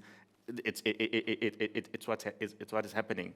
And I think what that represents is a very rare sense of courage. So I don't like the fact that VAT has gone up. You don't like it. But I think what we need to appreciate even more is someone with the courage to actually then say, unfortunately, never mind who did it or how it was done, the consequence of what has been done is that we need to do things differently. And in order for us to obviously turn around the fortune of the state, we're going to have to pay the price at some point in time, and there's no point in delaying it anymore. I think also one other positive aspect of what we've seen in recent conversations is that the minister has been receptive to the idea that, look, people need to interrogate and people need to engage on the essence of what it is that we do as public decision makers. He's himself saying that all I put is a proposal, and if it turns out that the public representatives, the 400 members of parliament, say that is not the answer, then it's not the answer. So he's not putting himself as a dictator, saying that this is the law. He's simply saying there's a proposal, obviously with that exception of that, actually, if he woke up and said, actually, the law allows me to do this, the law does allow him to do that. But I do think that that open-mindedness is something that is overdue, and we hope that we can capitalize on that. Well, just a reminder to the audience members that we are officially in the Q&A segment now, so please send through your questions. You can specify which panelist you'd like to have answer your questions. Send them through on the platform that you are joining us live on, watching this webinar this morning. There are, on a lighter note, Mike is asking, is there a way that we can vote the panel into the cabinet? Gail agrees, and Gail also wants to know, what can the man on the street do to actually ensure implementation, to assist with implementation? It's a lot of sentiments of South Africans who are also listening to this webinar, wanting to know what they can do to contribute, because we can't fold our hands and wait for government to do something. So can I jump in first on what can a man on the street do? We have to hold our elected officials accountable. So we have a vote as South Africans, and we must use our vote. And our vote must reflect our wishes. We must hold public officials accountable. And it starts with very small things. Get to know who your councillor is. If you've got issues with your municipality, ask them questions. And that's important. Participate in social structures. Almost every suburb in Joburg these days have got some sort of a community where people participate to deal with issues of crime and crime. So participate, vote. Next year, local government elections are coming. We must avoid having hung municipalities. give a party that we think is going to make a difference an outright majority. Let them run the city. And that's what a man on the street can do. Totally agree with that. I think you spoke about voting. I think less than 40% of eligible voters vote. So our country is actually run by a minority, as much as we don't want to hear that. That's the reality. And if people are the biggest or disenfranchised or not voting, and we're always saying it's the poor, it's not just the poor, I think across the board. But I think it's actually a community building. Sometimes to get other people, we talk about the politicians having to reach across the floor, but I think as a society, we probably have to also get involved and reach around the floor so that we already understand that we're quite a diverse group. But if we aren't breaking the change that we accuse and the visions that we accuse the politicians of maintaining, we're not going to fix it either. And if you're going to wait for a politician to fix a division that he is determined on to make his next electorate, you're going to wait a long time. And I think that, to me, is get involved. Activism is the way to change, getting involved and understanding. That is probably how we make a difference. There's a question also, Lauren asked, to your point, Peter, of the R1 trillion which government is not yet collecting.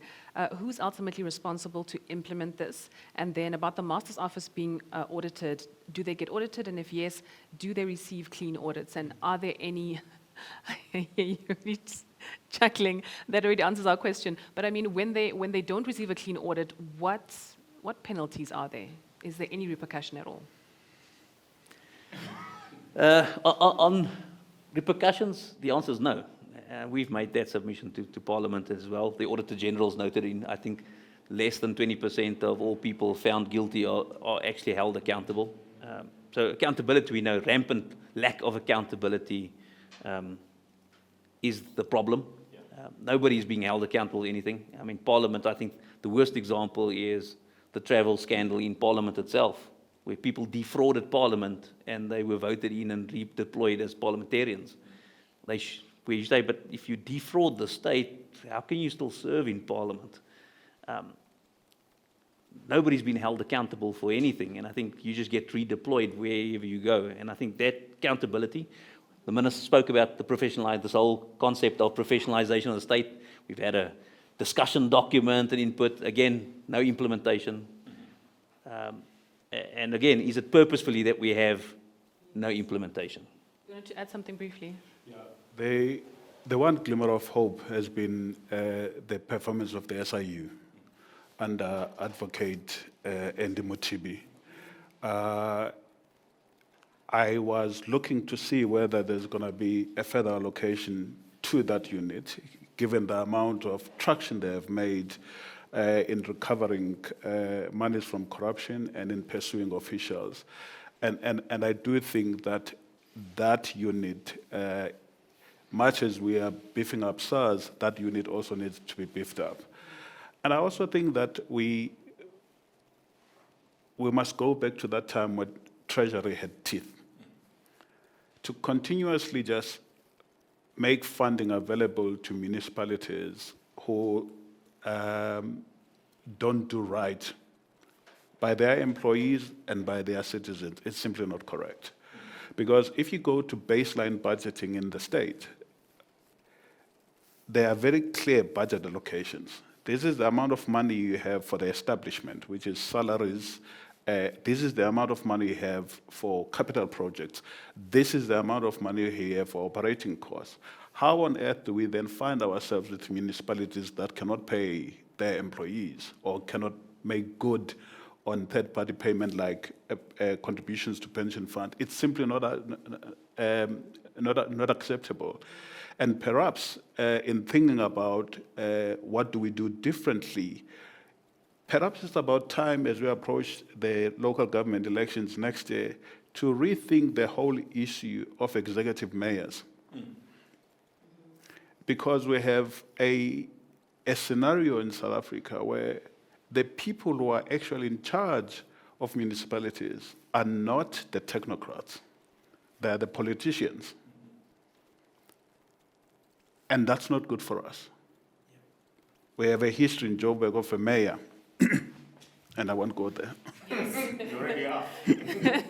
But on the accountability, I think one of the things we've been on about, and I'm glad that it seems to have taken one of the constitutional mechanisms for accountability, and it's the only, what I understand, the executive power given to Treasury. The solution where there's no accountability for financial mismanagement is to withhold money, which Treasury, for some other reason, has refused to do, even though it's its obligation. In December, we saw, October actually last year, they started, I think it was 11 municipalities, that they threatened, you don't pay the water boards, apologies, we're not giving you your allocations. And suddenly things seems to be happening. Because the defense was always, oh, but if we hold with money, service delivery will implode. And we're like, but service delivery is already imploded, so withholding, and I think that change in mindset, that needs to happen. And that mechanism that the Constitution says is the solution, we now just need to implement. And we need to implement it at national level. We need to implement it at provincial level. So if again, like in 2023, National Water of Sanitation Department comes and says we only achieved 30% of outcomes and spent 100% of our budget, well, guess what? Next year we should be withholding 50% until they start complying with their obligation. So again, there is a solution. Let's apply it, and see, we got nothing to lose at where we're at the moment. Let's try and force people to start doing things differently in government. A breath of fresh air. Ian is actually asking, if this new budget is not passed by Parliament, what happens then? Is the previous budget then extended? For the first time that I can recall, the SARS tax booklet was not included in the financial mail following the budget speech being delivered. Maybe they were scared. I think my understanding is that the law is that you must carry on doing what you did in the previous cycle, so you cannot add new things, so you basically roll over the budget, but I don't know if the rules are still the same. Yeah, also that you essentially get locked into this, so no increases, etc. You just keep on rolling it forward until the budget gets passed at some point in time, even though there are some deadlines by which ideally Parliament should, or the standing committees, etc. should, but I think that's the standing, is that it just gets rolled forward. Okay, and this is to, I'll start with you, Mr. Siviwe. So I'm going to combine a few thoughts. Masemola says we need to do away with the tender system. Yakuba says tender system as well as BEE. And then Andre says privatize and regulate the entire government and semi-government procurement system. So I think we need to be pragmatic. There is never going to be a privatized a scenario where all government services are privatized. The current model of government that we have has been tested over many, many years. It has successfully worked in the Western world. You have definitely a role for government doing certain things. Public infrastructure, energy, water, transport, those are critical services for government to do. What is important for us to do is that we must recognize that the problems we have can be solved, and they just need focus. And that brings me to the whole issue about the tender system. The tender system is not in and of itself bad. What we need is perhaps a number of other issues around it. One, transparency. It would be very good if for a significant amount or contracts of significant amounts to actually have a very open public tender system where the proposals are opened in front of everyone and the bids are read through for everyone to know what various people have proposed. So that's the first part. The second part is that we have to be effective around policing. We have wasted what, for me, was a good crisis of the Zondo Commission, as I've mentioned earlier. If people have been found to have done wrong, nothing has happened. And for as long as that persists, it becomes easier for some of these things to simply continue. the one optimism that I have currently around the GNU is the fact that we've got various political parties in the cabinet with ministers that are brought in fresh from other parties and are working with bureaucrats who have historical ties to other parties. And I do think that there's going to be a level of bureaucratic shift in the way some of the departments work. It would be good to see the systems that Home Affairs is seeking to put, and how are those systems, how are they going to be onboarded, how are those tenders going to be run, because for us, it will answer a very, very clear question. Are we going to have a different experience under DA ministers or not? You wanted to actually add a comment to that, when I asked the question earlier on and you burst into laughter. Yeah, so look, I mean, when we talk about what the prospects are, there is indeed a cause to be optimistic. And I think what that cause emanates from is the realization that even within this alliance, these parties are still competing against each other. So what you've seen is that the DA in particular has run a very good visibility campaign. So what that means is that whenever they do something that is the type of thing that, resonate with society, you talk about it, you amplify it, and then you make people aware that things are happening. Now, inevitably, people are going to compare that to what they are used to. Inevitably, they're going to compare that against your fellow cabinet peers. And if people are found wanting, well, then that's what it is.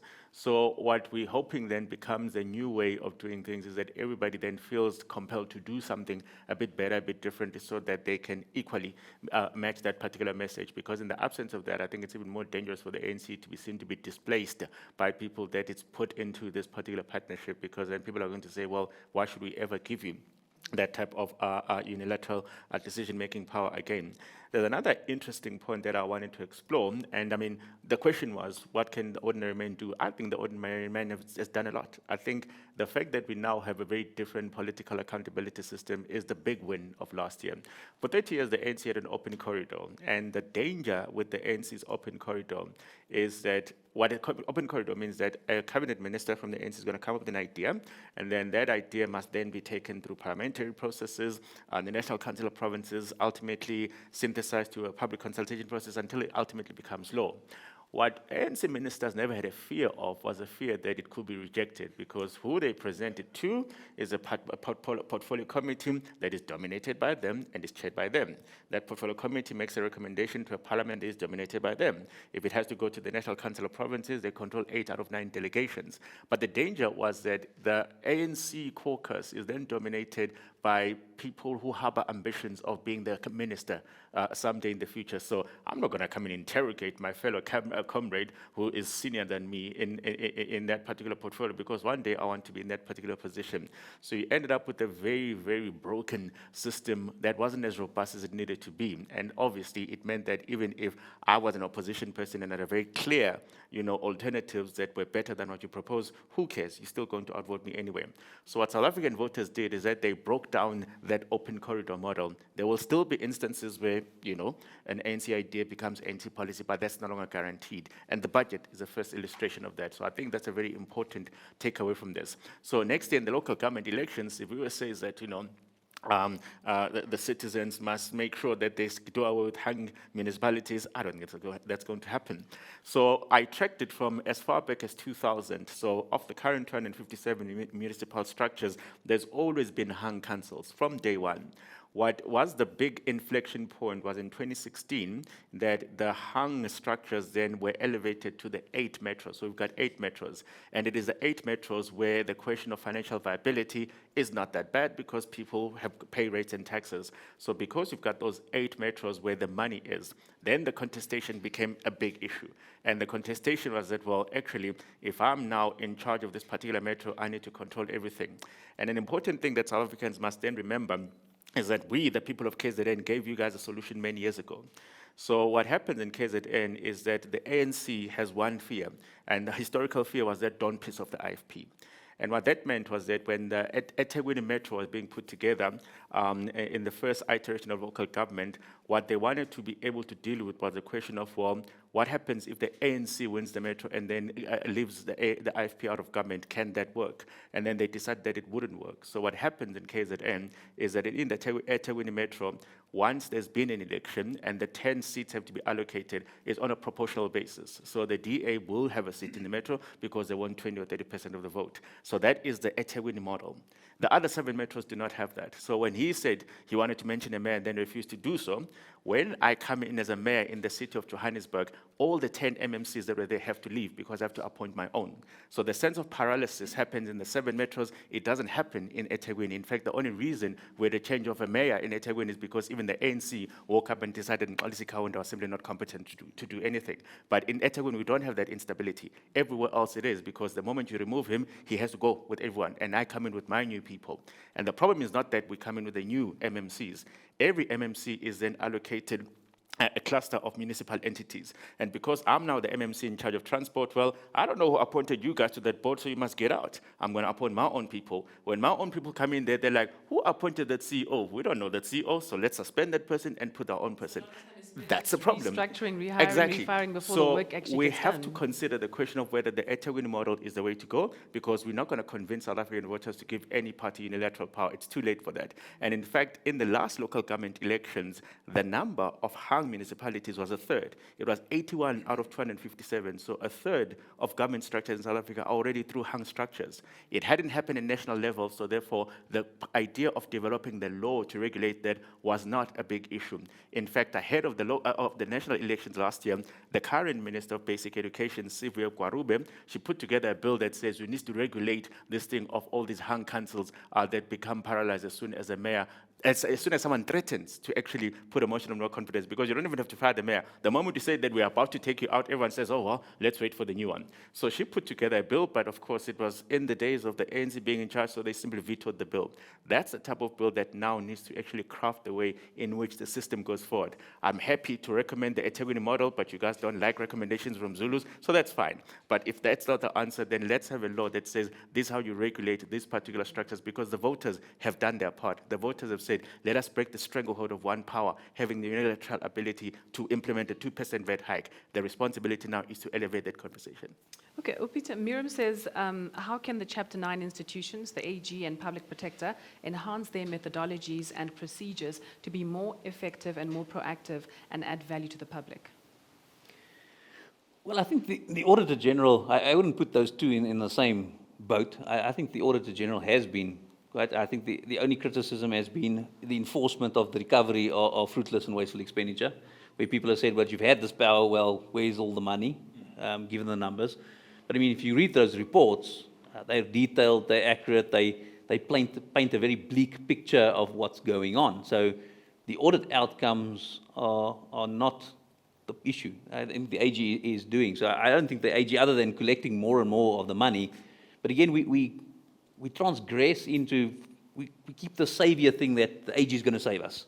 So the AG suddenly becomes the enforcement because the MPA and the police aren't doing their jobs. And we have the same problem with SARS, where suddenly they become an enforcement agency, not a debt collection and assessment agency. And that in itself starts creating problems in it, where you delegate them powers that are actually not their core function. The Public Protector, I think, is something different. I think that has become something of a bit of a political conundrum, as to, because the Public Protector has a very important role in that it is there both to look at things like corruption, etc., but service inefficiency, lack of applying administrative justice, and there is definitely a problem. How we fix that, I don't know, because whether it's just money, I mean, we've heard the debates when there was a changeover from the previous Public Protector to the current one, that they underfunded. So they can't investigate, and there's so much going on from an administrative point of view. So funding definitely enabling the Public Protector, I think, is one of those in trying to get money, and I think the MPA has said the same. So ours have been saying, so all these enforcement agencies are essentially drowning, and they're saying, but we need more resources because you're piling so much on us to do from an enforcement side, whether it's on government or in civil society, that we need a much bigger slice of the pie. So I think that's probably the problem. And whether they will get a bigger slice of the pie, especially when parliamentarians have an interest in those organizations not being effective. And unfortunately, what we see a lot, and we saw that with the Political Party Funding Act, we sometimes think there is this adversarial, but when it comes to parliamentarians and their own interest, they will vote together. And a test for this budget is the 4.3 billion given to the VIP unit that looks after dignitaries. Now that's 60% the same as the whole MPA budget, to put that into perspective. It's just grown.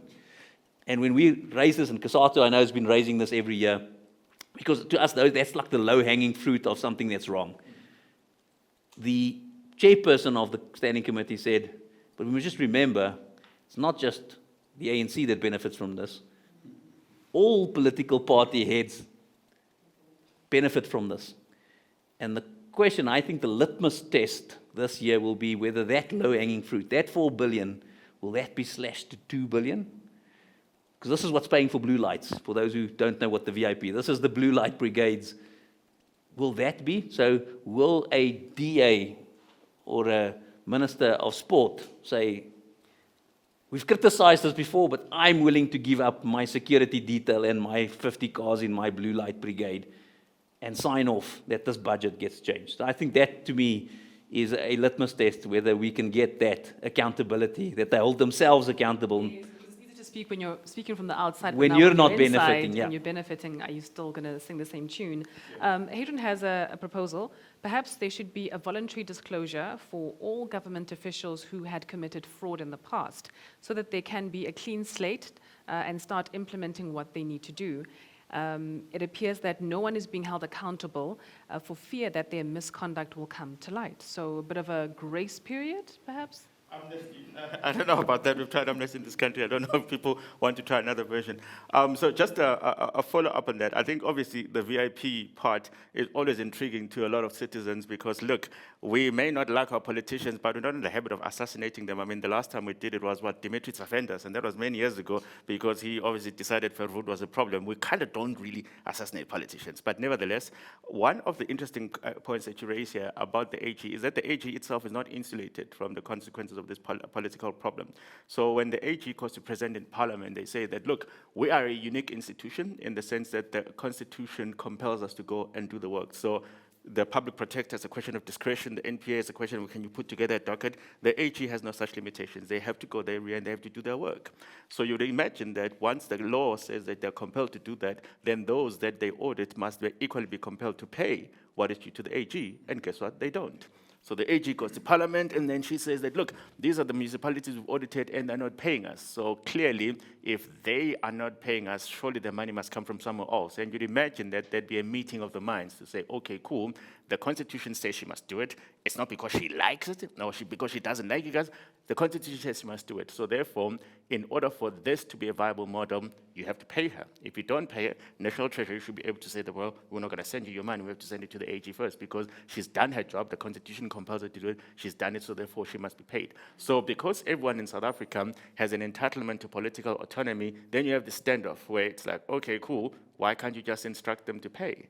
And no one wants to do that. So we've got these particular political, architectural systems that are just no longer fit for purpose, because once you end up defunding the AG, once you end up defunding Stats SA, you can't understand what the ultimate impacts are on society. So you can come back and say, but what does the AG do with some of those discoveries? And then they'll say, well, maybe we have to cover the fees of those that aren't paying us. So we're not as capacitated as we need to be because the politicians refuse to do their job.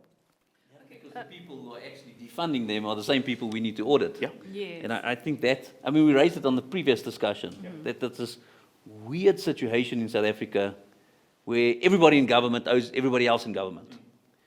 And it's like, it's created such an inefficiency where the water boards owe certain policies, then the municipalities owe them, and Eskom owes this person, the state. And why can't we just, as you said, every 3 years or every 12 months, Treasury goes and says, all these intercompany transactions, we're cleaning the slate. So A versus B, we're not waiting for you. You got till the end or 3 months after the year end.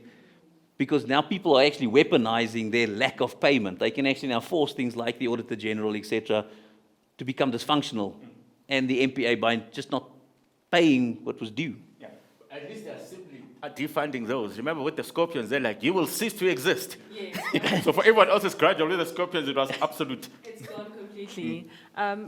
So Nadine says, I'm a CA who was also a CFO in local government for 8 years, a councillor for 5 years, and an audit committee member since. Not everyone is corrupt, and change is in fact possible. I was in a vast majority ANC municipality, and we obtained clean audits. It is difficult, but very possible to fix with more chartered accountants as CFOs. Granted, the reason I eventually resigned is that there were certain factions who constantly tried to fabricate fraud to get rid of me, and it was just not worth risking my designation anymore, but I am still involved. So the English says, one swallow doesn't make a summer. And it's always tempting to focus on outliers.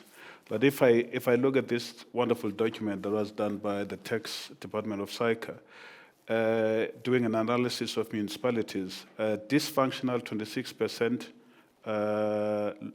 low risk 41%, stable only 12%. So we have to, unfortunately, focus on the bigger picture. The bigger picture is that, yes, we have outliers of success, but it is the bigger picture that we must be concerned about, because the gains we're going to gain from sorting the bigger picture are significant. So if you were to ask me, what is the way forward? A way forward is if we get our metros right, where about 40% of South Africans live, we are on our way to touching that 3% growth rate. I get a sense through the presidency that recognizing some of the limitations that are sitting in the various national departments, the presidency is doing more and more stuff. Operation Vulindlela is one example. But I think that is also indicative of the presidency possibly seeing that there is a significant lag in the manner in which national departments or SOEs are implementing some of the things that need to happen. I think one thing that's coming back to getting people in there, getting technocrats to do the job. And we saw that at SARS. We need to come up with mechanisms to insulate the technocrats from the politicians. And at the moment, we've not achieved that. Politicians make it unbearable for technocrats to work, because if you know the answer is A, but you're being told you shall take a position and defend B, even though you know the answer is A and it cannot be anything other than A, and that person can then hire and fire you or sideline you, we need to start getting structurally insulating our technocrats so that we can have, take National Treasury. This is the department that needs to drive the country's economy. Its senior management vacancy rate is more than 20%. We can't attract people to what should be the thought leadership tank in this country. And we had the same, as we said, the same problem in SARS, which for long was able to attract all of this thought leadership capital. The technocrats would want to stay there, go there. And once you've had politicians coming in and showing that we can't insulate you from them, it's been very difficult. We saw from the statistics, the current commissioner has stemmed the bleeding, but to reverse it is going to be, and get that confidence back that the next commissioner, because this commissioner's term ends next year, his extension, that the commissioner thereafter will not be part of the problem, but will insulate the technocrats from the politicians. I think that is core, and we need to come up as a society, how do we structurally build in that insulation between the technocrats and the politicians? Yeah.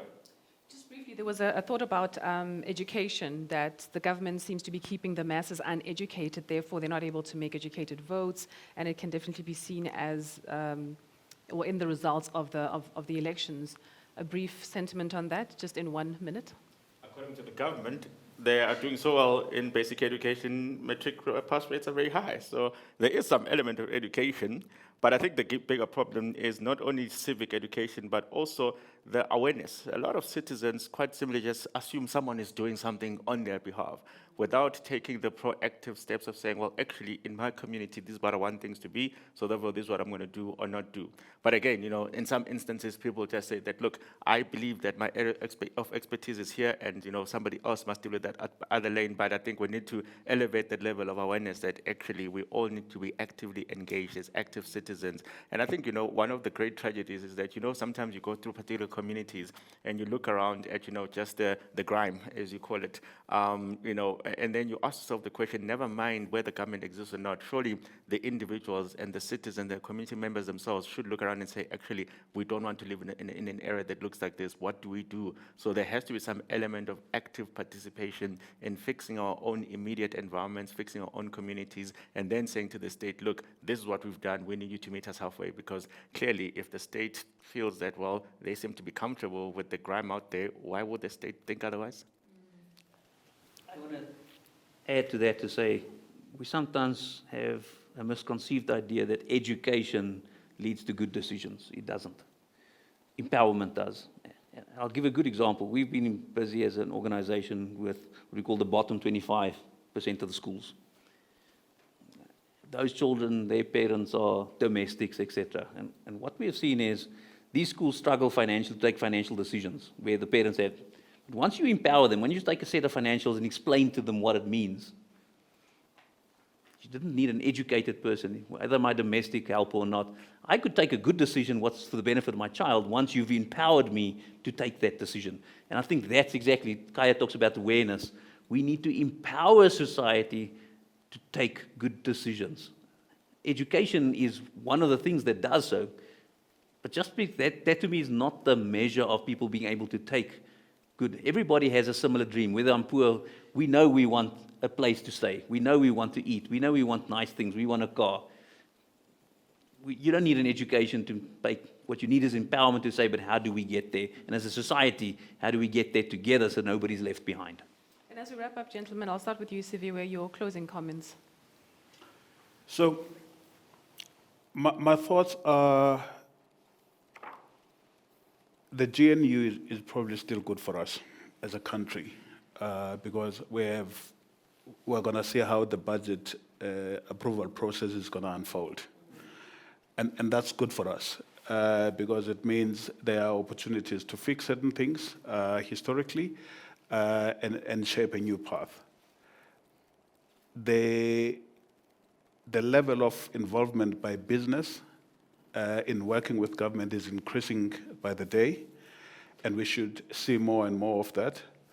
I would like to see a much clearer sense around the plans in terms of managing those plans in a very structured way to ensure that there are very clear outcomes and timelines around how we achieve those outcomes, so that we don't go to another budget and talk again about triple Ps and private sector participation in rail and about further policy documents that we need to think about in order to effect these plans.